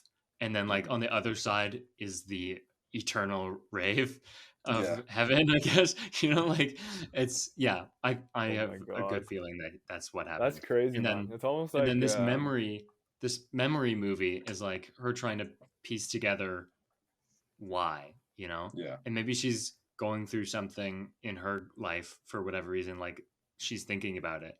And so she's like, I think she's turning the same age as him. That's what I thought. oh, yeah, you might be. I think maybe they said something like that and I forgot, but I think, yeah. It is So her she's birthday. probably, yeah, yeah. And so she's probably like going through similar things. And so it's, you know, bringing up memories. And so she's trying to figure out her dad that she didn't really get to know fully. But Peter, were you going to say something? Yeah, you know what? Like, you're gonna hate it, but I'm just gonna bring it up. Dance Club in Purgatory. It's The Weeknd's latest album. That's what it's about. Dawn FM. But anyways, continue. Oh, That just because you said like internal rave, and that just reminds me of that. So, anyways, keep going. I did hate that. Thank you. Yeah. I'm gonna round out this point on perspective. It's so like meaty. Like there's so much we can talk about, but I love how the idea of, and I don't know if this is the right word for it, but like parasailing or like that hang gliding, like Yeah. it's none of those things. But whatever it is, Whatever with they the do, sail and the motorized flight equipment, I love how it's just she can't stop thinking about it, and so it's in all of these shots in the background, and it's like kind of like faded in to other shots, like she's looking at it in the pool reflection, and it's that again, it's like that subjective experience, like she wants to do that so bad, and like that idea of like flying, and she remembers wanting to do yeah, and so it pervades the whole thing. Yeah, Peter. Okay, I have something to say about that. I thank you for bringing that up, by the way. You're welcome. So I remember very distinctly in the movie that she said she wants to do that, right? And then her dad is like, "Oh yeah, you're not old enough," type of thing. No, we don't have the money. It was very much like a monetary, financial thing. Okay, Yeah. He does also say you're not old enough to her. Okay. Because I remember him saying easily could be it's not both old things. enough. Okay. Okay. And I think it's a very interesting thing that kept showing up because like I think I will connect this back to of him asking her to turn off the camera when he asked. I think it started off about as a conversation about birthdays, and then he's like, "Oh yeah, you should make a wish," and then eventually she asked the dad, "What are your dreams?" And then that's when he said, "Sophie, turn the camera off," you know. And I think that's when like he turned serious. And I wouldn't really pick this up without this, but like before going to the movie, like there's a very brief synopsis online. It's about Sophie trying to figure out his idealistic father like years after. And then the word idealistic just like hit me like at that moment. It's like it's that, and also in the carpet shop where it's like he rather spend 800 pounds on a carpet instead of trying to, you know, build something out of his life. And then the fact that the sorry, what is it? Is it gliding or like I don't know. We're calling it whatever the fuck we want because we don't know. So like the parachute activity kept showing up. That's sort of like one of her dreams, and that the fact that that kept showing up is almost like reminding the audience that like I think that's like one of the great sadness about the dad character, where like you have dreams that you want to realize, but you're both financially not built for these dreams, and also you're not emotionally built for these dreams because you're idealistic. You cannot sort of build like a feasible way towards these dreams. Your emotion and your financial situation are both holding you back, and I think that's the great sadness of the dad's character. And the fact that, you know, the parachute kept showing up, like her dreams sort of give us sort of almost like a parallel to that. Alex, you're saying you want to say something? I think finances and like just financial ability, socioeconomic status, like it is a big factor in the whole movie because, you know, he wishes, you know, he could do all these experiences for his daughter, but he just can't. And I think when he buys the rug, I think that's a really terrible decision, and I think that speaks to like what he's going through, because I think that's like totally. That's like such an impulsive decision, trying to like feel something. Like I feel like the rug I feel like the rug speaks to him, and so he decides like this super expensive thing is worth it, and it's going to make him feel something, because I feel like not a lot does make him feel anything anymore. And I love the detail that she kept the rug and she has it in her home, I think that's so great. Yeah. And also Peter?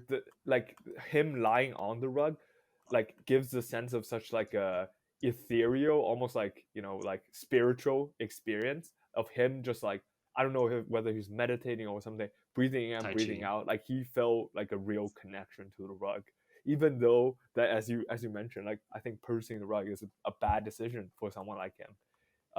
Like I think because of his worldview, he sort of places like the things that he wants, so like the idealistic things that like he thinks he can and he affords before sort of like the real needs in his life. And that's sort of the great tragedy of his character, almost. Yeah. I think he chooses things that will make him feel something over what's important. And so that's a thing that's throughout the movie, right? Like, so he'll go do something without his daughter, even though he should be with his daughter and looking after her, so that he can try and feel something. I think he gets drunk probably, but even though we never see it, that was only one time though. Like him, like his daughter leaving the town. He leaves the talent show or something. Like when he leaves the talent show, but there's a couple of times where she's on her own and he's doing, you know, who knows what. We never see. I think we see one time him with a beer bottle. So if he was getting drunk, I kind of like that we never see it. But you know, like his thing with the cigarette, and what else? Just like I forget what I was gonna say about this, but like I don't know. I get the sense that this is someone who's doing, yeah, just like trying to make him shady stuff in the background. No, just like trying to feel something, right? And that speaks to like the depression he's feeling. But I also feel like Tai Chi that he does in the movie, I feel like that's his coping mechanism, and that like so like it's not just like a unique character thing, which I love anyways, but I think it actually reflects like this is something he tries to do to feel like grounded and calm. Exactly. I do want to. That's exactly what I was gonna say. I think that he's trying to feel grounded. Like that. That was exactly like that. I feel like he feels so overwhelmed, and it's like I think it's the same feeling of like when he walks out into the ocean and just like I do feeling want to ask you, engulfed by it. Like, do you think that scene actually happened, or is it out of like? No, is it out of memory or out of imagination? We think it's imagination. I think we both kind of. But I think it might have happened. I think it doesn't really matter, but because I think it's something that is true to that character either way. Yeah. Like I think it speaks to his mental state a lot. Yeah. Because that shot gives you such like a desolate feeling of like him. Like I thought he was committing suicide there. I also think it gives you like a feeling of relief. Like I think like really. Yeah, that's what I felt as well. Like there's a certain like imagining walking out into the ocean by yourself and just being like swallowed by it. Like there's certain like don't get me wrong, like I definitely felt the same like despair watching it as well, but it's also like you get the sense that he's like this like overwhelmed, like stressed character with so much tension in him, and just like going out and just kind of like drifting in the sea for a bit. Like there is like a sense of relief that comes with that. I know what you're trying to say, but I have to disagree. I just think this is something that's built into film language at this point. Primarily, the best example I can think of is one that you've definitely seen. It's The Long Goodbye. That's how a character in that movie kills themselves, and it's shot very similarly. It's contextually very different, though. That's a very different movie. Like, yes, they're very different movies, but the scene is like the exact same. Like, you could have switched out the shots and nobody would have known because no, but the character. I know the shot is the same, but the characters are so different. The characters are so different. The setup is so different. Like the tone of the movie is so different. Like I think that I think that the exact same shot in two different movies can mean almost polar opposite things. Okay, so let's talk about this. Let's talk about the suicide, what I'm calling the suicide fake-outs. This is not the only time in the movie that I thought he was going to be dead. So this is something that there's a pattern established here. When she drops her snorkeling goggles in the ocean, the first shot of the pair of shots that lead me to this conclusion is him swimming down trying to get the goggles, and it's kind of like extended, so like he has to dive quite a bit, and the next shot is of the surface of the water, and we linger on it for so long, and the expectation just by, relationship of the two shots is that the next shot that should follow is him rising to the surface, and he never rises. Yeah. It's just nothing happens. And I literally thought, I was like, did he die? I Yeah. like checking I my thought the watch. same Did thing he too, fucking yeah. die already? Like, how did this happen? Yeah. And then he's alive, and I'm like, oh, that was weird. And then there's this shot, and I'm like, oh, now he's dead. Now he's walking into the ocean. I've seen this shot before. I know what this means, right? He's dead now. And then he's butt naked on the bed, and he's alive again. I think that's on purpose. I think this is, again, like a child remembering and recontextualizing what they saw as a child and being like, my dad was like, he had some issues, and probably depressed. And I think it's just, I love how just juxtaposition of shots, and no one says anything to give you this impression. You have to pick up on it, right? There's nothing that Charlotte Wells does to make it super obvious. And so I don't know. I think it's super interesting that happened. Peter, you've got your hand. I'm I'm a little confused about what you're saying. So you think it's a kid recontextualizing what she's saying, but I don't think as a kid you would associate these shots with death and suicide. No, I think like it's 30-year-old her recontextualizing what she saw as a child. Thank you. Yes, that's what it is. So, like, because remember, this is the movie from the perspective of a 30-year-old remembering her vacation. Right. And so she's like, she knows that her dad was depressed. I get the idea that based on what we saw, he possibly ended his own life after the movie ends, and that, like, that's something we don't see. But, and then her knowing that is thinking about this vacation and is looking for signs that lead to that conclusion, right? Or is thinking about like that's in her headspace as she's remembering the vacation. And so she's seeing these things that didn't actually happen or didn't happen that way per se. But yeah, that's what I'm getting at, really. Interesting. But yeah, we've just kind of gone all over the place. And I love how this conversation has just kind of like evolved into sort of organized chaos. I think we're kind of like in the topic of the dad's depression, so we might as well round that out. It's pretty clear, and I think we talked about this. He's not happy that it's his birthday. I think it's like a midlife crisis at 30 kind of thing. Yeah, it's like a reminder that, like, people at his age should be doing certain things, but this is what he has right now. And I think sorry, can I just add a little more to that? Yeah, go ahead.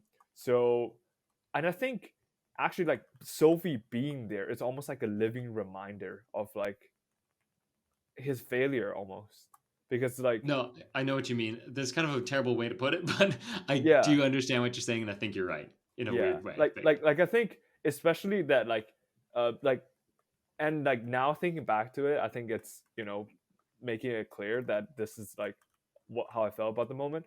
So I'm referring to the shot where she's saying, I'm turning 11, 12. I'm not sure how old she's turning to. And just then, turned 11. And then dad is turning 131 from 130. And like, this is such a childish and naive way to like convey the message that, we're both aging. But then like for her, it's like, I'm growing up, I'm slowly becoming more mature. But for him, it's like a reminder that, hey, you're 31. Look at you. You have a kid that you can't take care of, which is, like I mentioned, a living reminder of his failure. And also, you're over here, like you could be doing all these things, but you're not. Like, this is how I felt about that shot. So I think you're 100% right. I think the 130 thing is such a kid thing to be like, right? Like, if you've ever like interacted with kids, they're always like, oh, you're so old. Exaggerating. Like I'm literally like 10 years older than you, and you think I'm 100 years older. It's so funny. And that actually like affects him, because he does feel like he's past his prime, and he does feel, it's just terrible to say it, he feels burdened, I think, by Sophie in some Yeah, ways. Like he totally. loves Sophie, but I think he had certain ideas of what his life was going to be, Mhm. and I don't know if it's And we entirely can that. and we Oh, can hold see on. that. I don't think it's entirely that because he does say that I didn't think I was going to make it to 40. So I almost think that in some ways Sophie is keeping him alive. So like there's this weird kind of like I feel both ways Yeah. because I I don't know that he yeah, like he I don't know. Yeah, Can I jump in? kind of both things. Yeah, go ahead. Yeah, I think he feels an immense amount of shame.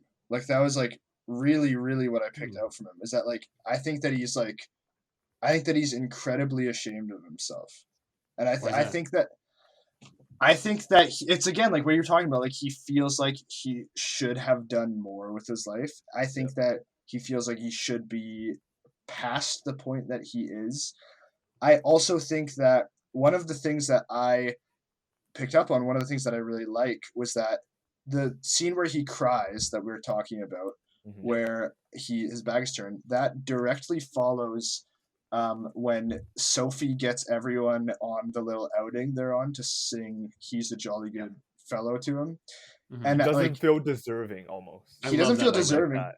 but I I, also think he doesn't want to be seen because he feels this Mm. immense he feels so much shame and like when you feel like you're nothing and like you haven't done anything and you're worthless, like having people see that is like the worst thing, and he won't do karaoke for the same reason. And I think that that's one of the main points of conflict in this movie where it's like she just wants to reach out and see her dad for who he was, but he doesn't want to be seen, so she Mhm. can't.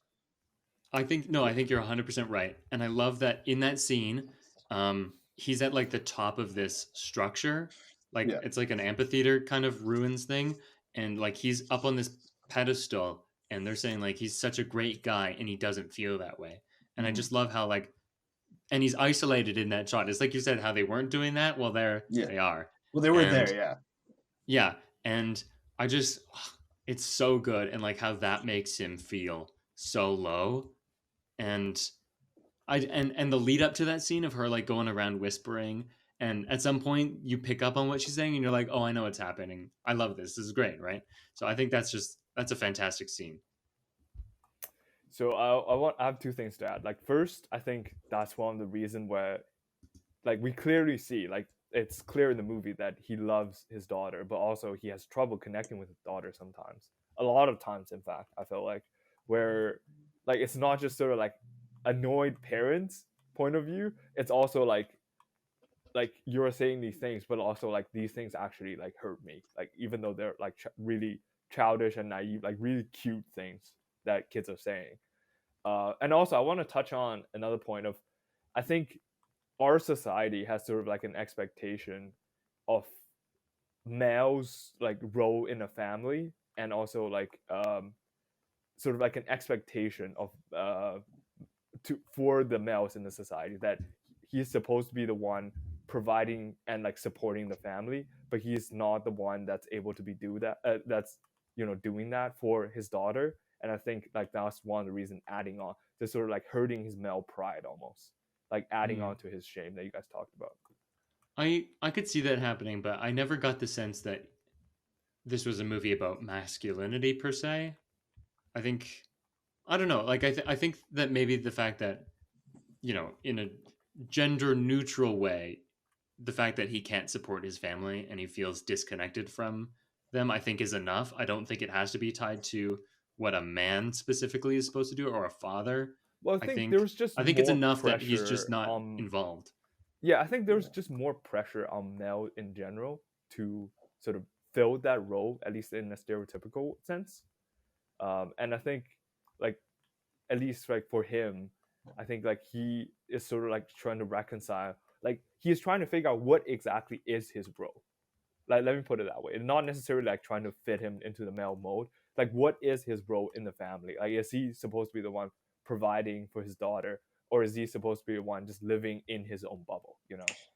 I think he's also trying to find some sense of self-worth, which I think Yeah, he's very totally, exactly. depleted of. I think Like, that's what I was alluding to. I Yeah, I think think you like put it Were better. you?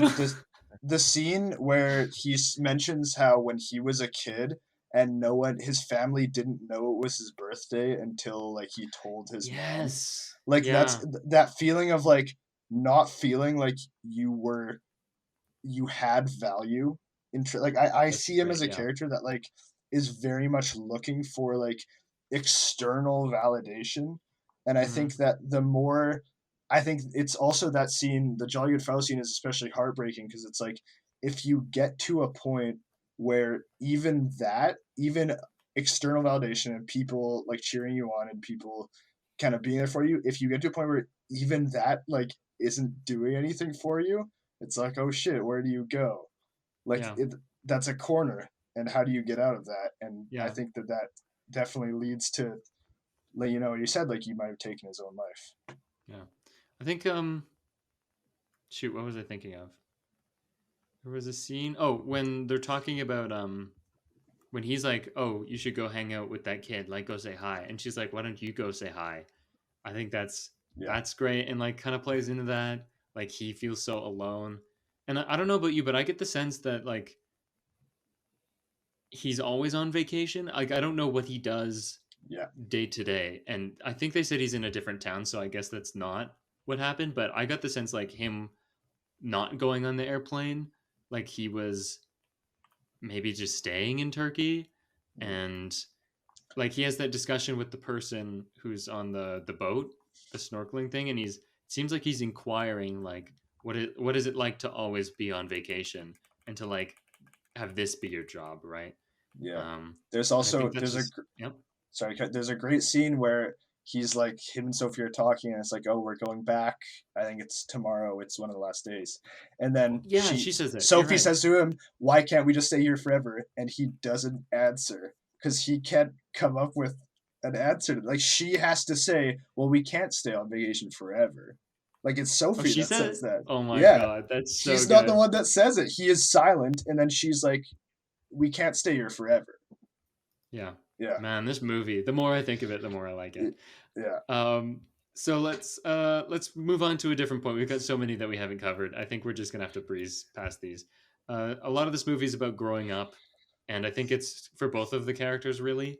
yeah. And the fact that she's growing up and he is kind of stagnant. So we see a lot of things from her perspective, just kind of like I mean, everyone's experienced this, right? Being a youth and seeing things that, parents would have preferred to like, shield their eyes, but they have to experience it at some point. So she's like seeing teenage girls talk about, I think, jerking a guy off in the Yes, in the yeah, bathroom. Yeah, yeah. they're talking about it, and she's seeing it through the keyhole of the stall door, Yeah, I which is thought that weird, was but really weird. I was it like, was what the so fuck weird. is that? Why is there a key? But Yeah. anyways, that was cool. She's like under the water, seeing how the teenage people interact with each Mm, other and touch each other. Um, Seeing the hookah. What else? I think there was a moment where there's two men kissing, yeah, but like it's in a wide shot, so it was really hard to tell. But I think she yeah. sees that, and she's like reading adult magazines and adult books, and then Mm. like quickly like switches them out for something else so that her dad doesn't know. To be clear, she I sees two of the boys from the teenage group kissing. Oh, was oh, that was it? it? Yeah, It's one of so them is far wearing the away, I same couldn't shirt. tell. Okay, One of them was that's wearing the really same shirt. interesting. I was pretty sure of that. Was it the two pool guys, like the guys playing pool, or was it I don't think him and so. another one? Okay, There's just one shirt that it's the same shirt as one of the guys I was wearing I earlier. need to I need to go back and watch this movie. Yeah, It's just yeah. there's so much you can gather from the second watch, I think. Speaking about growing up, that child acting, we kind of covered this. Oh yeah. Best I've ever seen. I 10 mean, out of having 10. seen Black Adam 2 weeks ago, the polar opposite. So natural. The vlogging moments are so like inspired and Mhm. accurate. Like that's what a kid does with a camera. I'm sure Yeah, everyone could look back yeah, at their own videos and be like, "Oh, that's cringe," but yeah. man, I loved it. Um, it also explores family vacations, which I think that's such like an interesting topic for me, Yeah. and I would want to explore that more in probably my own work eventually. But just like the melancholy of it Yes. all, and Yeah. how like the mix of like fun and depressing nature of it, like how it's that mix, and I just think it's super accurate. And that feeling of like you're like, oh, this would almost be better if I wasn't here with my parents, and it's like this, Yeah. yeah, like yeah, and yeah, it's this feeling like you kind of feel alone. It's yeah, it's a strange thing. Yes. Yeah. Yeah. And there's so many great moments that are relatable, like the go talk to them moment. I swear to God, that's happened to me before. At the poolside, bus trips out to like a more rural part to see something. Um, you know, having the camera because usually you wouldn't have a camera, and so playing with the camera is a big thing. Eating out at restaurants like every dinner, and the family photo where he like puts the bunny ears, and those wristbands, the all-inclusive wristbands. There's just so much like encoded in the movie about family vacations. I loved it. Um, yeah. What else should we talk about? How about the karaoke? The karaoke scene. How do you guys feel Love about that that one? song. That's I had a particular connection to that because that was a song that my parents always used to play in the car on road trips. So that was Oh, like a particular that was an interesting scene for me. that's a really sad song. So Yeah. that's an interesting choice for road Yeah. tripping. But I loved how it's like it's not something she picked, and so she ends up singing it anyways. But how depressing the song is, and like no wonder the dad who isn't feeling so great doesn't want to sing that song Yeah. because like, he would fully break down. I think if he Yeah. tried to get on that stage and sing "Losing My Religion." I don't think we said what it was. "Losing Oh My yeah. Religion," REM. Um, and I also like that the kid isn't great at singing. I think that's Yeah. awesome, and no one's like mean or anything. Um, But it reminded me a lot for whatever reason of Napoleon Dynamite and his dance scene, just yeah. because like the black background, kind of wide shot on it, someone who's not super great at what they're doing, but it's you love it anyways. Well, kind of I random, but I also liked how it's like more and more towards the end, like when she realizes like her dad really isn't going to come down and sing it with her, like she's just looking at the screen, like she kind of stops. You know what I mean? Like it's like yeah. she doesn't want to do Oh it anymore. Like man, you're kind of locked in, and you're just like we. I think it finally cuts to an insert of the screen, and it's yeah, like no, you're we're right. finally Oh just my focusing on god, like, and she's just saying the lyrics, she's just getting it done. Like that's what you do when you're on stage, and like you don't want to be there anymore, and it's just like yeah, yeah, fuck. yeah, Fuck it. Damn. Um, I think okay, so that scene is great, and then obviously the scene of the movie, the ultimate scene is the under pressure dance scene. This is like I want to say the climax. Like this is like the most Mhm. emotional moment that was close to getting me. Um, I have a couple thoughts about this. So first of all, the song, I was mixed between being like, this is great, and I like what they're doing with it, and it's making me feel things. And it was also so on the nose. Just this, Mm. like, yeah, he's under pressure. That's why we chose the He's song. under Like, pressure. couldn't think of anything else. It's very, like, top charts, kind of like, well, that was an easy pick, you know? How is he feeling right now? Sad, but happy. Under Pressure by Queen. Like, pretty easy pick. But I mean, what they did with it was great. I loved the intercutting of the similar moments. Again, with the rave, I couldn't tell what was going on, but we kind of discussed like that's okay. Yeah, Um, well, we see that like she kind of gets close to him finally at the rave, and then but he kind of like falls back into the ground. I thought she pushed him. Yeah, Oh, I didn't see a push, but I like for whatever in whatever way like he kind of falls away from her, yeah, and I think like I do think the point of that is supposed to be like when and then it cuts to the like back in the memory where he's like hugging her as they're dancing. mhm. Like I think that is supposed to be like that is like the last time that they ever had something Yeah, like that. Like the more I'm talking about the movie, I'm like, yeah, he definitely died. Like yeah. soon after. Yeah. Yeah. And I think, do they hug in the rave scene as well? I feel like they were cutting between Oh, hugging in yeah. the rave and Yeah. hugging in the, yeah. And I almost wonder if it was the sound mixing, because like they mix the song really strangely. So Yeah. like they remove a bunch of layers of the song, and it's Mhm. just the dialogue of the song like being sung. Um, and I couldn't tell if I liked that or if they had brought up like the bass and like the melody of it, like I would have been more connected. I don't know. Counterpoint.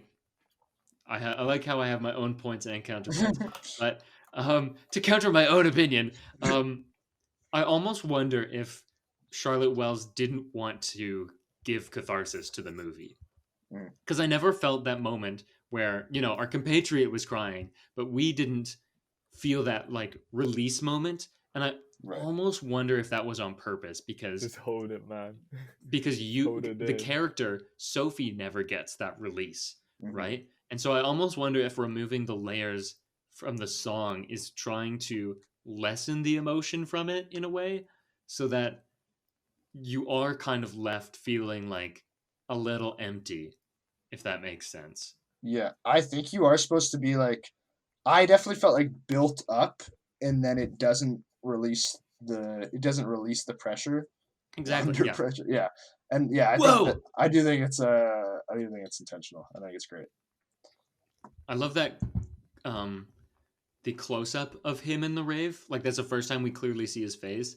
Yeah. And that and the music should have done something. And I feel like they made it so that it wasn't on purpose, you Mhm. know? Like if you think classic filmmaking, it would have been close up of him, close up of her, expressing emotions, something. And And then I they just feel like kiss. No, I'm kidding. I'm kidding. no. I'm kidding. What are you It's a talking about? joke. It's a joke. Because Dude, dude, classic cinema. What the yeah, fu- you what said the- classic cinema. Oh my god. Okay, it's not meant that way. Oh my god, you're twisting my words, man. We're using the same words you were using. Peter's canceled. Peter's off the pod. Oh my god. Anyways, I think that's kind of wrapping up. We were gonna talk about like narrative, but I feel like We already I've talked touched about on that. everything Yeah, we I talked Yeah, want about to in that. terms of that. yeah. So, last question for the movie: this versus Tar. So, like I said, when I finished the movie, I You thought can't compare the two, man. I am Oh. going to. I said this was better than Tar, so Mhm. making it my favorite movie of 2022. Now, I've gone back and forth on how I feel about this. I was listening to another podcast this morning talking about Tar, and I was reminded about how smart and complex it is. That being said, I still think this one's better. You know what? I've gone back and forth, and this pod has like talking about it has Yeah. solidified my opinion. I think this one, less is going on, but less is more. I think the auteur filmmaking and the complex way Charlotte Wells tries to like make you feel, and I mean the runtime is nice for this one. Like it's short and sweet, and it doesn't overstay its welcome. And it's a 5 out of 5 for me. I think I like this better than Tar. I think this is my top of 2022. What do you guys think? I think they're very, very different movies. Going for Obviously, very yes. Yeah. different things. Like I think Yes. that in Aftersun, you're very much. It's a very like visceral and emotional experience, whereas I think Tar is maybe a little bit more intellectual. Absolutely. Yes. Although, yeah, I mean that's things are multiple things at once, but yeah, I think that like I think I've thought about this movie more than Tar. I mean, I know that I just saw it, but I mean to say like when I saw Tar and then we talked about it on the pod, it was like I don't think I thought about it too much between those 2 points, even though it was Okay. a similar timeline. Like Saturday night we watch it, Sunday afternoon we record the pod. Right. Yeah. I think that it's funny because when I saw Aftersun in theaters, it was like I don't think it affected me as much. But I at some point during this pod now almost felt like crying, like remembering and recounting some of the things that I was describing. Whoa! Dude, that's meta. Yeah, That's dude, so yeah. meta. That's And so Metacritic. And I think that like it's very good, and the more it's percolated in my mind, I think I might agree with you. I think I might be team Aftersun on this. I brought him over. Peter, what do you think? You have obviously the weirdest opinion. Actually, didn't like either of the movies very much, did you? Yeah. Peter, I have a question for you. Did our talking about it make you like the movie more retrospectively? I think for sure. Like, I appreciate like some of the things that it's doing a lot more. And then now that just your tone of voice right now says so much more than your words. Like, you're so tired. It's not even like we're recording in the afternoon. Dude, I'm like, not. it's not even late. Relax. I think yes. I think this and Tar. Because like I feel like Tar is just like I'm always stuck in a sense of confusion. It's like I think I know what's going on, but I'm not 100% certain, and I hate that. But like with this movie, you like Nolan movies? Sorry, no, never mind. Sorry, that's an aside. I'll start. No, don't get into it. I should have said that. It's so funny. Oh, but for Nolan, I love like slowly dissecting it, like as the movie is going on, and I'm finding out more things to like refine that speculation of what's going on. But anyway, like Nolan's a different beast. I'm not going to touch on it. But like this between Tar, I think. Again, like I don't think you should be comparing the two. Like I think Tar's I'm making you, so do I. Okay, Tar's like I think like sonically, like Tar's done some amazing thing with sound, and I really love Tar's cinematography as well. I think Tar's produced some of my favorite shots in 2022, probably, and I think the plot and what's trying to convey, like one, it's much more complex and like much more the scale is a lot larger, I guess is what I'm trying to say. And then while Aftersun is very deep, intimate, just the story of two people, like I feel criminal comparing the two because I think they excel in their own regards. It's okay, you're going to jail anyways based on what you've said in this podcast, but yeah. Continue. Overall, I think Tar excels more because I really appreciate the sound design and the cinematography of Tar more than this movie.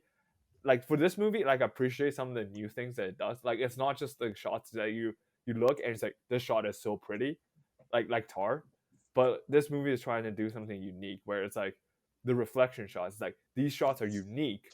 I don't necessarily like these shots, but I can see what you're trying to do, and I think this is something that, like I encourage filmmakers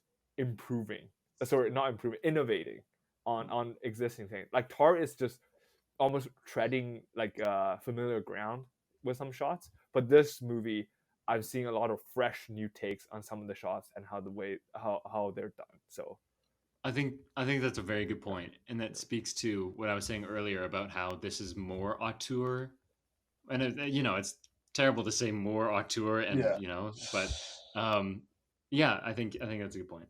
I think for me, like what it boils down to is one, like Aiden said, one is intellectual, and the other one is an emotional experience. Like I'm still you feeling. Really can't compare these two, man. Like they are. I can, and I will. In their regards. I'm still feeling and reeling from having seen Aftersun. Yeah. Whereas Tar, I was captured. I love both movies. They're both very good. But I think Aftersun has stuck with me more for, whatever reason. Well, we've talked about all of them. But anyways, I think it's my favorite of 2022. But I'm still waiting. I don't have a favorite of 2022 yet. And I don't want to settle for like Triangle of Sadness or 3,000 years of longing, or those two are your favorites. Yeah, how are those? I'm looking over my letterbox right now, and like not a lot of great films came out in 2022. Dude, you're capping. There's so many good ones. Everything, Everywhere, All at Once. No, I was supposed to say I know four movies for sure that are my top four. I don't know what order, but I know for sure my top four right now. Just pull out the list. My top four right now is very easily, I think, without hesitation, Tar, Aftersun, Pearl, and Everything Everywhere. Those are my top four for this movie. I wish I had seen Pearl. I actually don't think you would have liked Pearl as much as me. Sorry, was that loud? It was a little loud. I don't think you would have liked it as much as me, but I think it's still very, very good. Some of the other ones I have on my list. The Batman I really enjoyed. Oh fuck, that was this year, right? Yeah, Marcel the Shell with Shoes On I really liked. After Yang, Top Gun is probably a little too high on that list for me. Nope, Bodies. Yeah, and all of those are much higher than Triangle of Sadness. So, anyways, Aiden, I think. Yeah, so we have a little segment we do. I don't know if you guys know, but the podcast is called Predator versus Movies, and we've done the movies part. Now it's time to get into the Predator. Would the Predator from the movie Predator improve upon this movie? Let's say it together. No. I could not think of a single. Yeah. At the rave.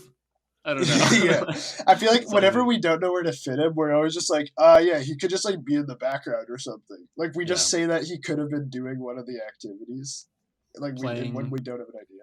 Predator the movie playing on the TV. Yeah. Oh yeah, that's the other excuse we always. That's the other out we always have. Yeah. When we don't know where to put him. Yeah, like I think literally no. like the rave, and that's it. Yeah. To stay away from this perfect movie, Predator. Well, that was fun. Peter, do we have another segment that's gotten a new name, perhaps? Oh my god. So just to make the record clear, somehow you guys voted for this name. I think it's a terrible name. One of the hosts like it. I'm not going to name who. But our new segment, our existing segment now has a new name. Rebranded. Rex is no longer called Rex. We're calling it Predator's Picks. Predators. That's a fantastic name. That was my idea. Basically, we had a Twitter poll that no one responded to except people who have been on the pod. So it was very like it was just me, Sasha, and Peter. Right? Yeah, and it was 2 votes for Predator's Picks and Peter's 1 pick for the one his idea, Diamonds or Dust. I don't even think that's a great title. I just think Predator's It's a terrible title. It's like Heather's Picks. It's like the Indigo thing. It's so funny. Anyways, So Predator's Picks. Peter, what is it about? So we have some Rex or anti-Rex of things we've seen in the past week. Basically, we're recommending or not recommending, just in case you don't know what rec means. Okay, so yes. Let's get on with it. Peter, do you have any Predator's Picks? Okay, dude. I hate to wreck this one more time, but I have to. Like, so Friday night, was it Friday night? Yeah, it was Friday night. Yeah, it was Friday night. I was like, Alex, I don't know what to watch. I have 3 options for you. I can finish House of the Dragon. I can watch 2 episodes of Endor I missed.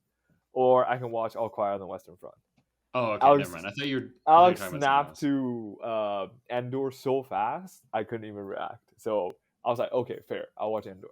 Now, I was like, okay, I'll just watch 1 episode and then we'll see how it goes. But these 2 episodes, the 2 latest one, hooked me so quickly. I finished these 2 just like in a snap. Like, I'm just shocked by how, like, when you add politics and stakes into Star Wars and how captivating that can be, you know? And Endor's doing that. I want to see more of that. Disney, please. You know, like, we'll literally gobble that shit up. Dude, the final line of the most recent episode. Okay, so everyone's seen it. Oh my god. Okay, so spoiler warning for Andor. Aiden? Yeah, dude, like... Spoiler warning. Thank you. Okay, we couldn't have done it. So, like, skip ahead 30 seconds if you don't want spoilers, but... Guys, that final line. Oh yeah. There's what was it? Like there's only never more than 12. Oh, No, you can't leave. If you escape the prison, you're moved to a different group. You never actually leave the prison. There's no release.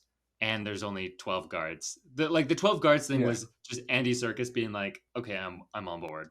But like Andy Serkis's acting in that scene in like the whole episode, I was like, "Oh my." Yeah. Dude, by the way, like, I'm just so shocked that they're able to get so many A-listers for that show. Because that show had very limited marketing. And, dude, the fact that you're able to get Andy Serkis, Saul Guerrero, which is Forrest Whitaker, and then fucking... That is true, yeah. Stellan Skarsgård, right? Stellan Skarsgård, yeah. Yeah. And also Cassian Andor, obviously, Diego which is Luna. Diego Luna. Like so many A-list, and you have zero marketing efforts for them. Like, come the fuck on. I know, it's crazy. But like, why do they keep putting so many layers of CGI on Andy Serkis? He's so good. Yeah. He looks so young. Like in general, Peter, Gollum, Snoke. Oh, he's always right. Planet. Like you're talking about like his raw performance. Planet of right, the right, Apes. yeah. I see. Like this movie, and I'll mention it, but like I just rewatched Black Panther, where he's a small character, Claw. He's such a good actor. I don't know why he isn't around more or talked about more. In Andor he was god tier, so good. Hey, but the guy's into directing now. Yeah, he is, and Let there directing be shitty movies. Yeah, maybe stick to the acting. Anyways, Peter, do you have any other Rex? Or Predators picks? Fuck. I've also seen Black Panther. Now I don't hate. Black Adam. I didn't hate it as much as Alex. I think it has some good aspects, but like DC, please just like either like respect other movies that in your own universe, so like keep it consistent, or just say fuck it and just do like small individual projects. Like we were talking about how Black Adam was supposedly release the 7 Deadly Sins. Did not happen. Yeah. in the Black Adam movie. For context, that's something they say in Shazam. Shazam, the first movie. They say Black Adam was a bad guy. He was the first guy with your powers, and he released the 7 Deadly Sins. A thing that did not happen or get mentioned in Black Adam. It's just very funny. I just think like I don't again like I root for the DC universe because DC has a lot of characters I love, and like I really hope that they're successful. But if you think Black Adam is like the turning point, I think it's too early to call like at this point. And I don't think it's doing that great in box office. Usually a movie of that budget needs to make at least twice, even 3 times of its budget to actually be considered profitable. And Black Adam so far has made its budget back. So I don't even know like how invested the studio is for DC going forward. So I know so far on Twitter I saw that it's being beat out by Black Widow. A movie that did not have a theatrical release. That is embarrassing for DC. And Black Widow, honestly, like I think Black Widow is the worst movie compared to this. This might be a hot take, but like I think I did not like Black Widow at all. This movie, at least I enjoyed it. I didn't Black like Widow either. Wasn't great. I didn't like either, but I almost would pick Black Widow over Black Adam. They both have black in the title. That's funny. Only because the cast is actually charismatic in Black Widow. Oh yeah. For one, you get, Florence freaking Pugh in that movie. Like, I don't know. I feel like I need to give it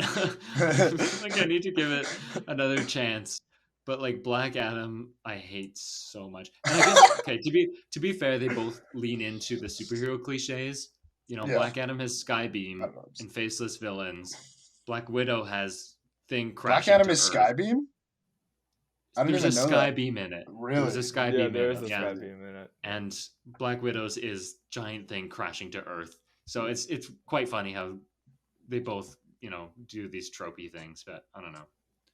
I don't like And also, and this I'll drop another controversial take. Not that there isn't enough for this episode already. I think it beats out both Marvel Phase 4 movie that got released recently. Thor and Doctor Strange. I think it's better than both of them. Well, Doctor Strange is fire, so you're definitely wrong there. I haven't seen Black Adam. But Multiverse of Madness is fire. You know what?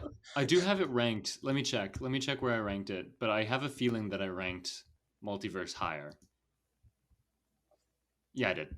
Because Black Adam is so safe and generic. Yeah, like I think it's very like it's like if you turn your mind off, it's a very enjoyable film. That's not a good thing. You shouldn't turn your fucking mind off. So at least Sam Raimi directed. Let me finish. Types of movies. Let me finish. Okay? Sam Raimi you turn your mind on and Sam Raimi actually directed Multiverse of Madness, whereas Black Adam looks like it was directed by a computer, right? Like Raimi has something to say, and there's actually some heart beneath the Illuminati bullshit cameo stuff, right? And I think Aiden can agree. He hasn't seen Black Adam, but Black Adam is so corporate and stupid.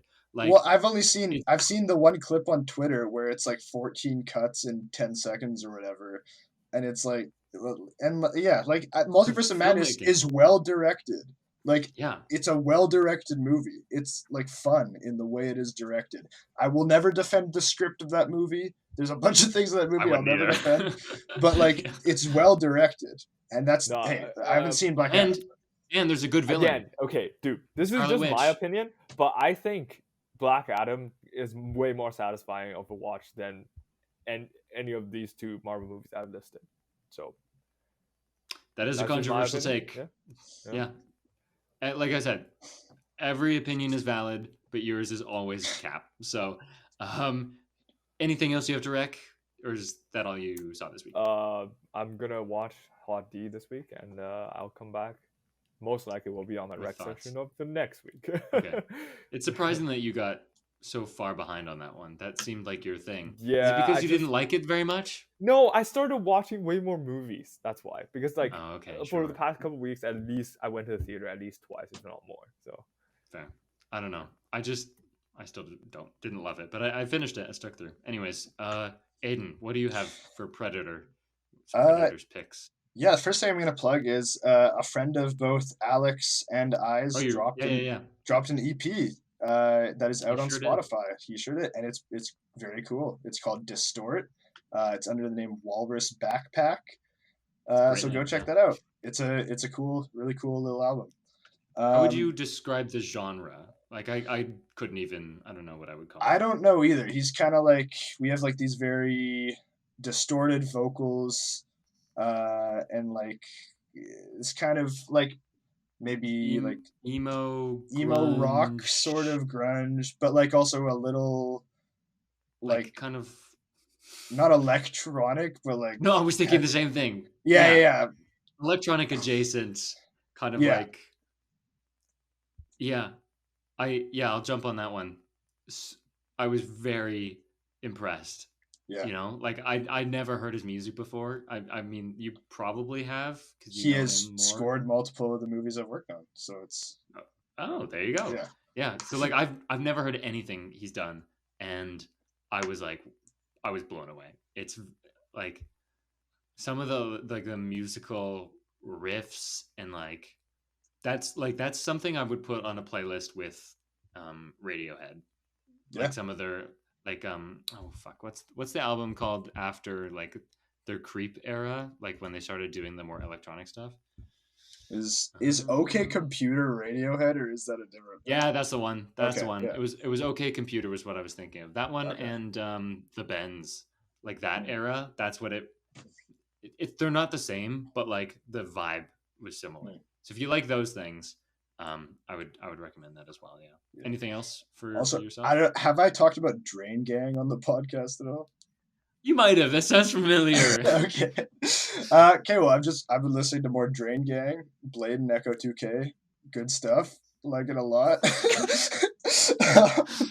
I've been listening to more and more Death Grips recently, specifically the albums Bottomless Pit and The Money Store, and a lot of good songs in those albums. Yeah. Cool. Any movies or TV shows you've seen? No, I rewatched Barbarian, and I have like the same take. Like my take hasn't changed at all on it. So yeah, I watched that with my parents, and yeah, it's a good movie. Pretty good. Okay, my Predators picks. I already second Andor. Those last two episodes are probably my favorite of the show so far. I think the prison episode series has been like mini arc, I'd call it, has been my favorite. I watched. Okay, here's my controversial take, my Predator hot take of the show. The new All Quiet on the Western Front, I would go as far to say, is terrible. Really? Now, on Letterboxd, it has. Peter, you're muted, and I didn't do it this time. You have self-muted, and I cannot unmute you. Yeah. I will get back to you on that one because I'm seeing it this week. Okay, so it's got a 4 on Letterboxd. So I was going into this, and I've heard great things from like when it premiered at TIFF, I believe. So like I had every reason Oh, and I had seen the original, I think 2 days before, like it was fairly close. And I didn't love the original. I thought it was pretty slow, and I didn't love the acting and the script in that one. So this one had every reason to be better for Mm, me and for me to like it more.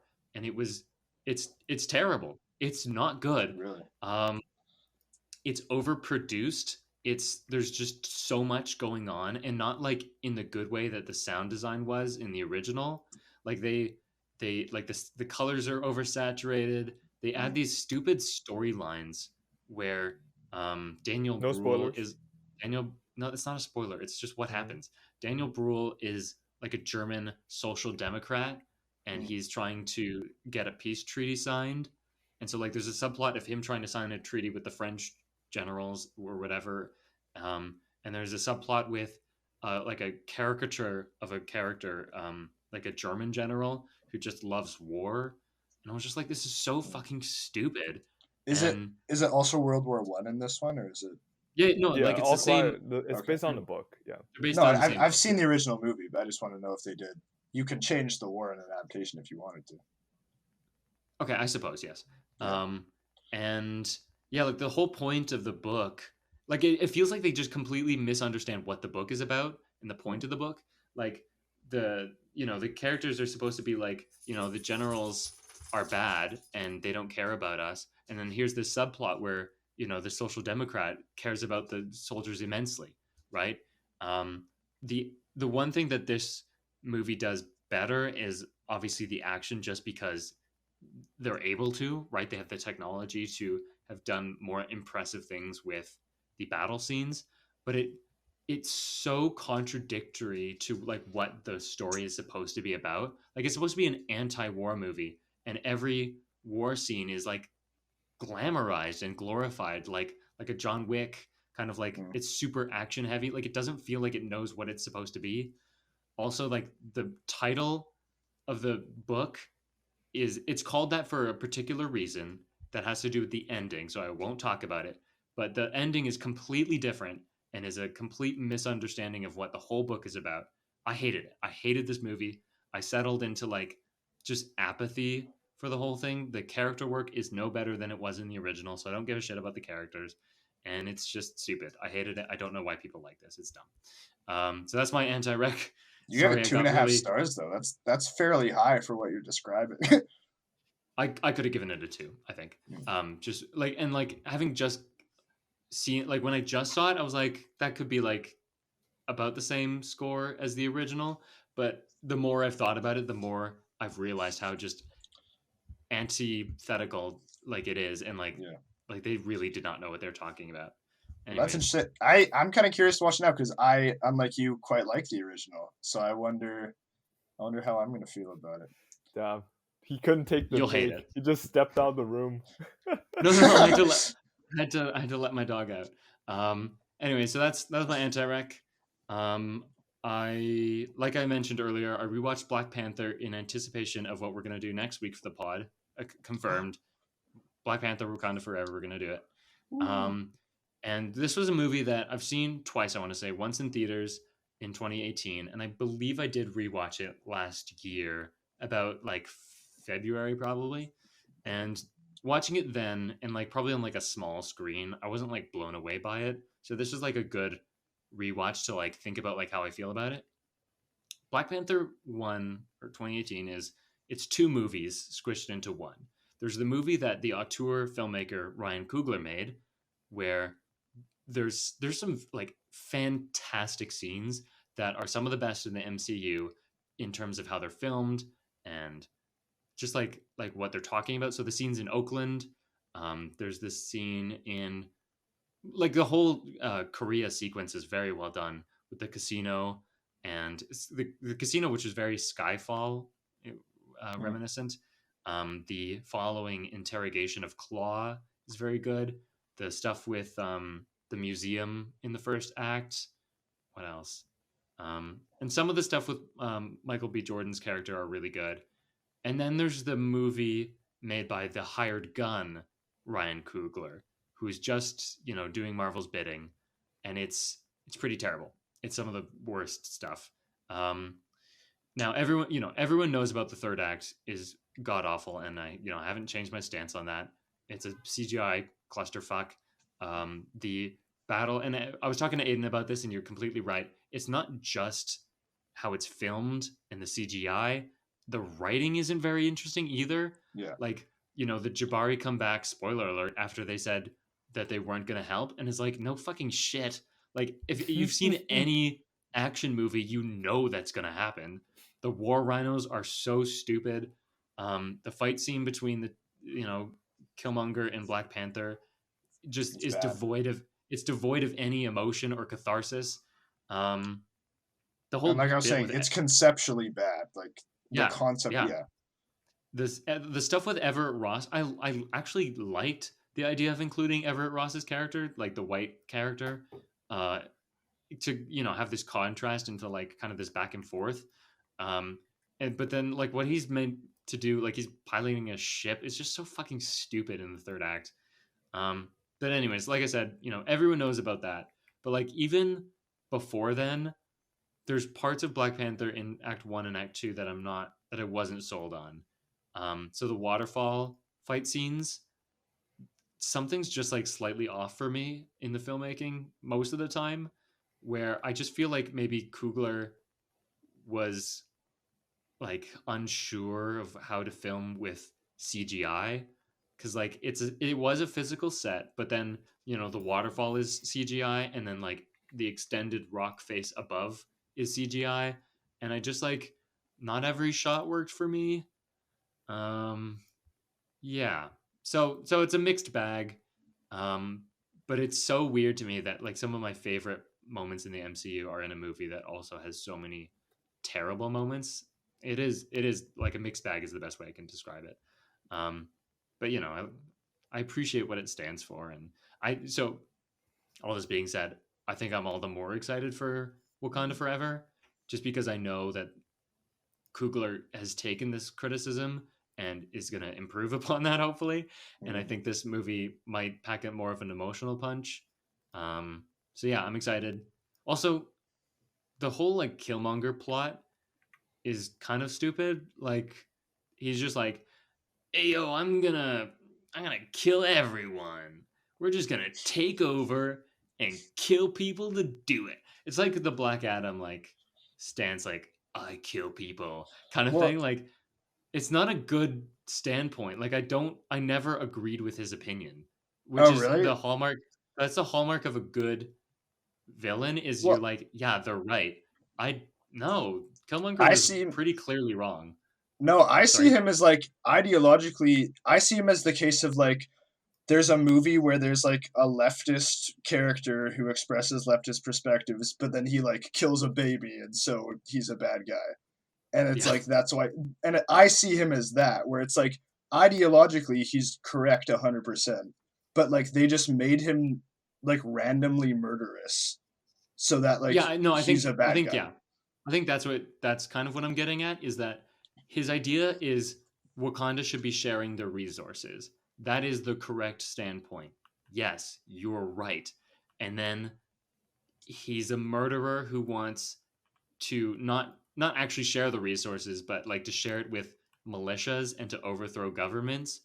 And it sounds like just kill people.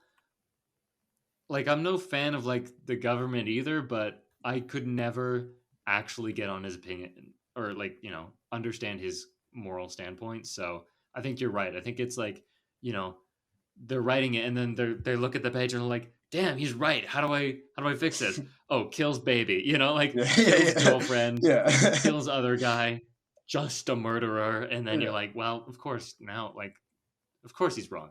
Yeah. So I didn't like it for those reasons. But I mean, Michael B. Jordan tries his best with what he's given. But yeah, so we'll see. We'll see about the next one. I hope it's good. I hope I like it more. I guess the only other thing that wasn't, because I also was going to promote Distort, but I think we've covered that. Go check it out. Cabinet of Curiosities. I watched. I don't like horror very much, but I started watching the Guillermo del Toro series on Netflix. Cabinet of Curiosities. And the first episode is garbage. I don't know why they made it first. Like, it makes no sense to me why they put that episode first, because it's so bad.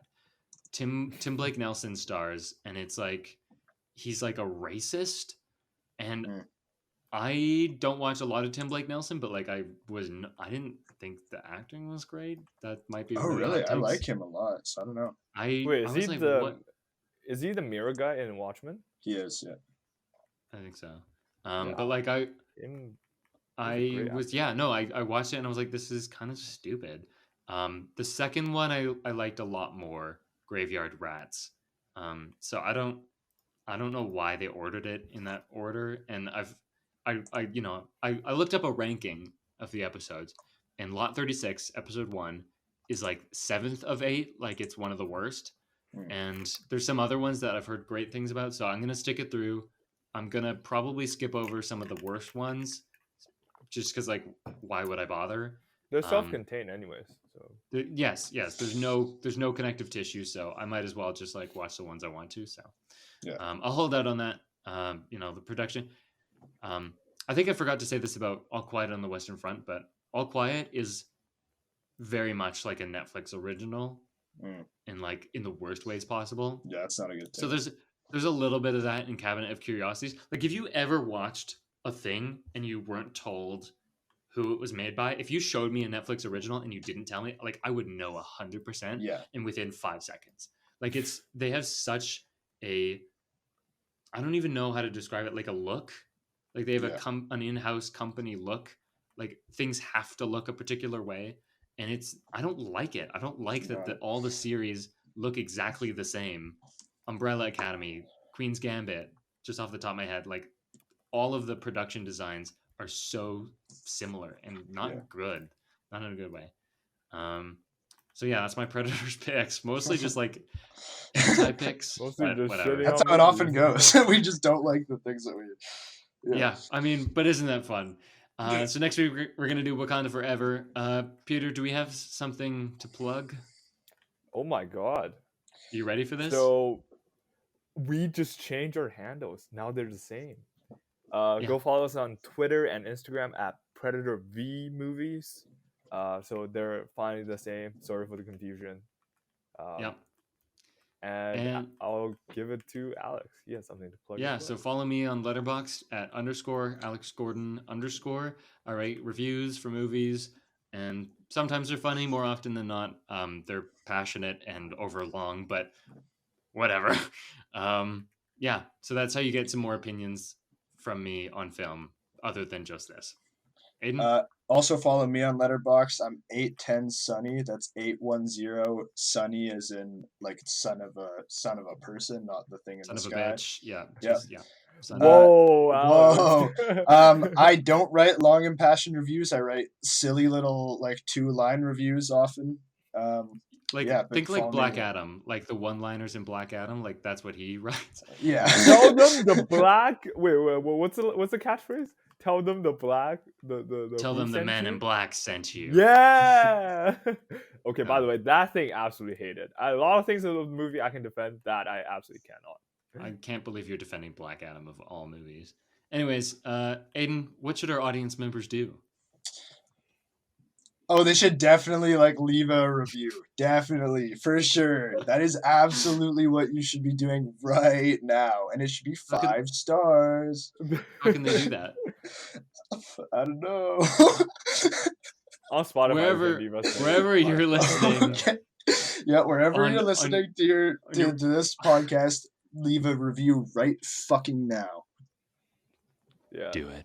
You have to, and make it good. Please. Yeah. And why do we do it? Why do they have to do it? What does that do for us? Because that boosts our analytics and helps us grow. And yep. It's the algorithm.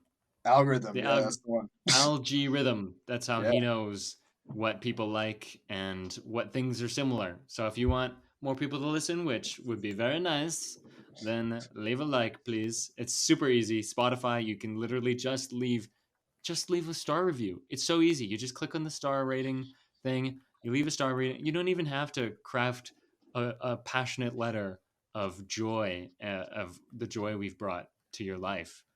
I don't know about other platforms, but you can also do that. Write a passionate letter of how much you love our podcast. We would appreciate that. And if you leave a review, maybe we'll read it. Maybe we'll read it for the class. We probably will, because we almost certainly, yeah. Yeah. It's good content. So I think that's the show. This ran longer than we wanted, and we didn't think it would take this long. So until next time, I'm Alex. I'm Peter. I'm Aiden. And this was Predator vs. Movies. Woo!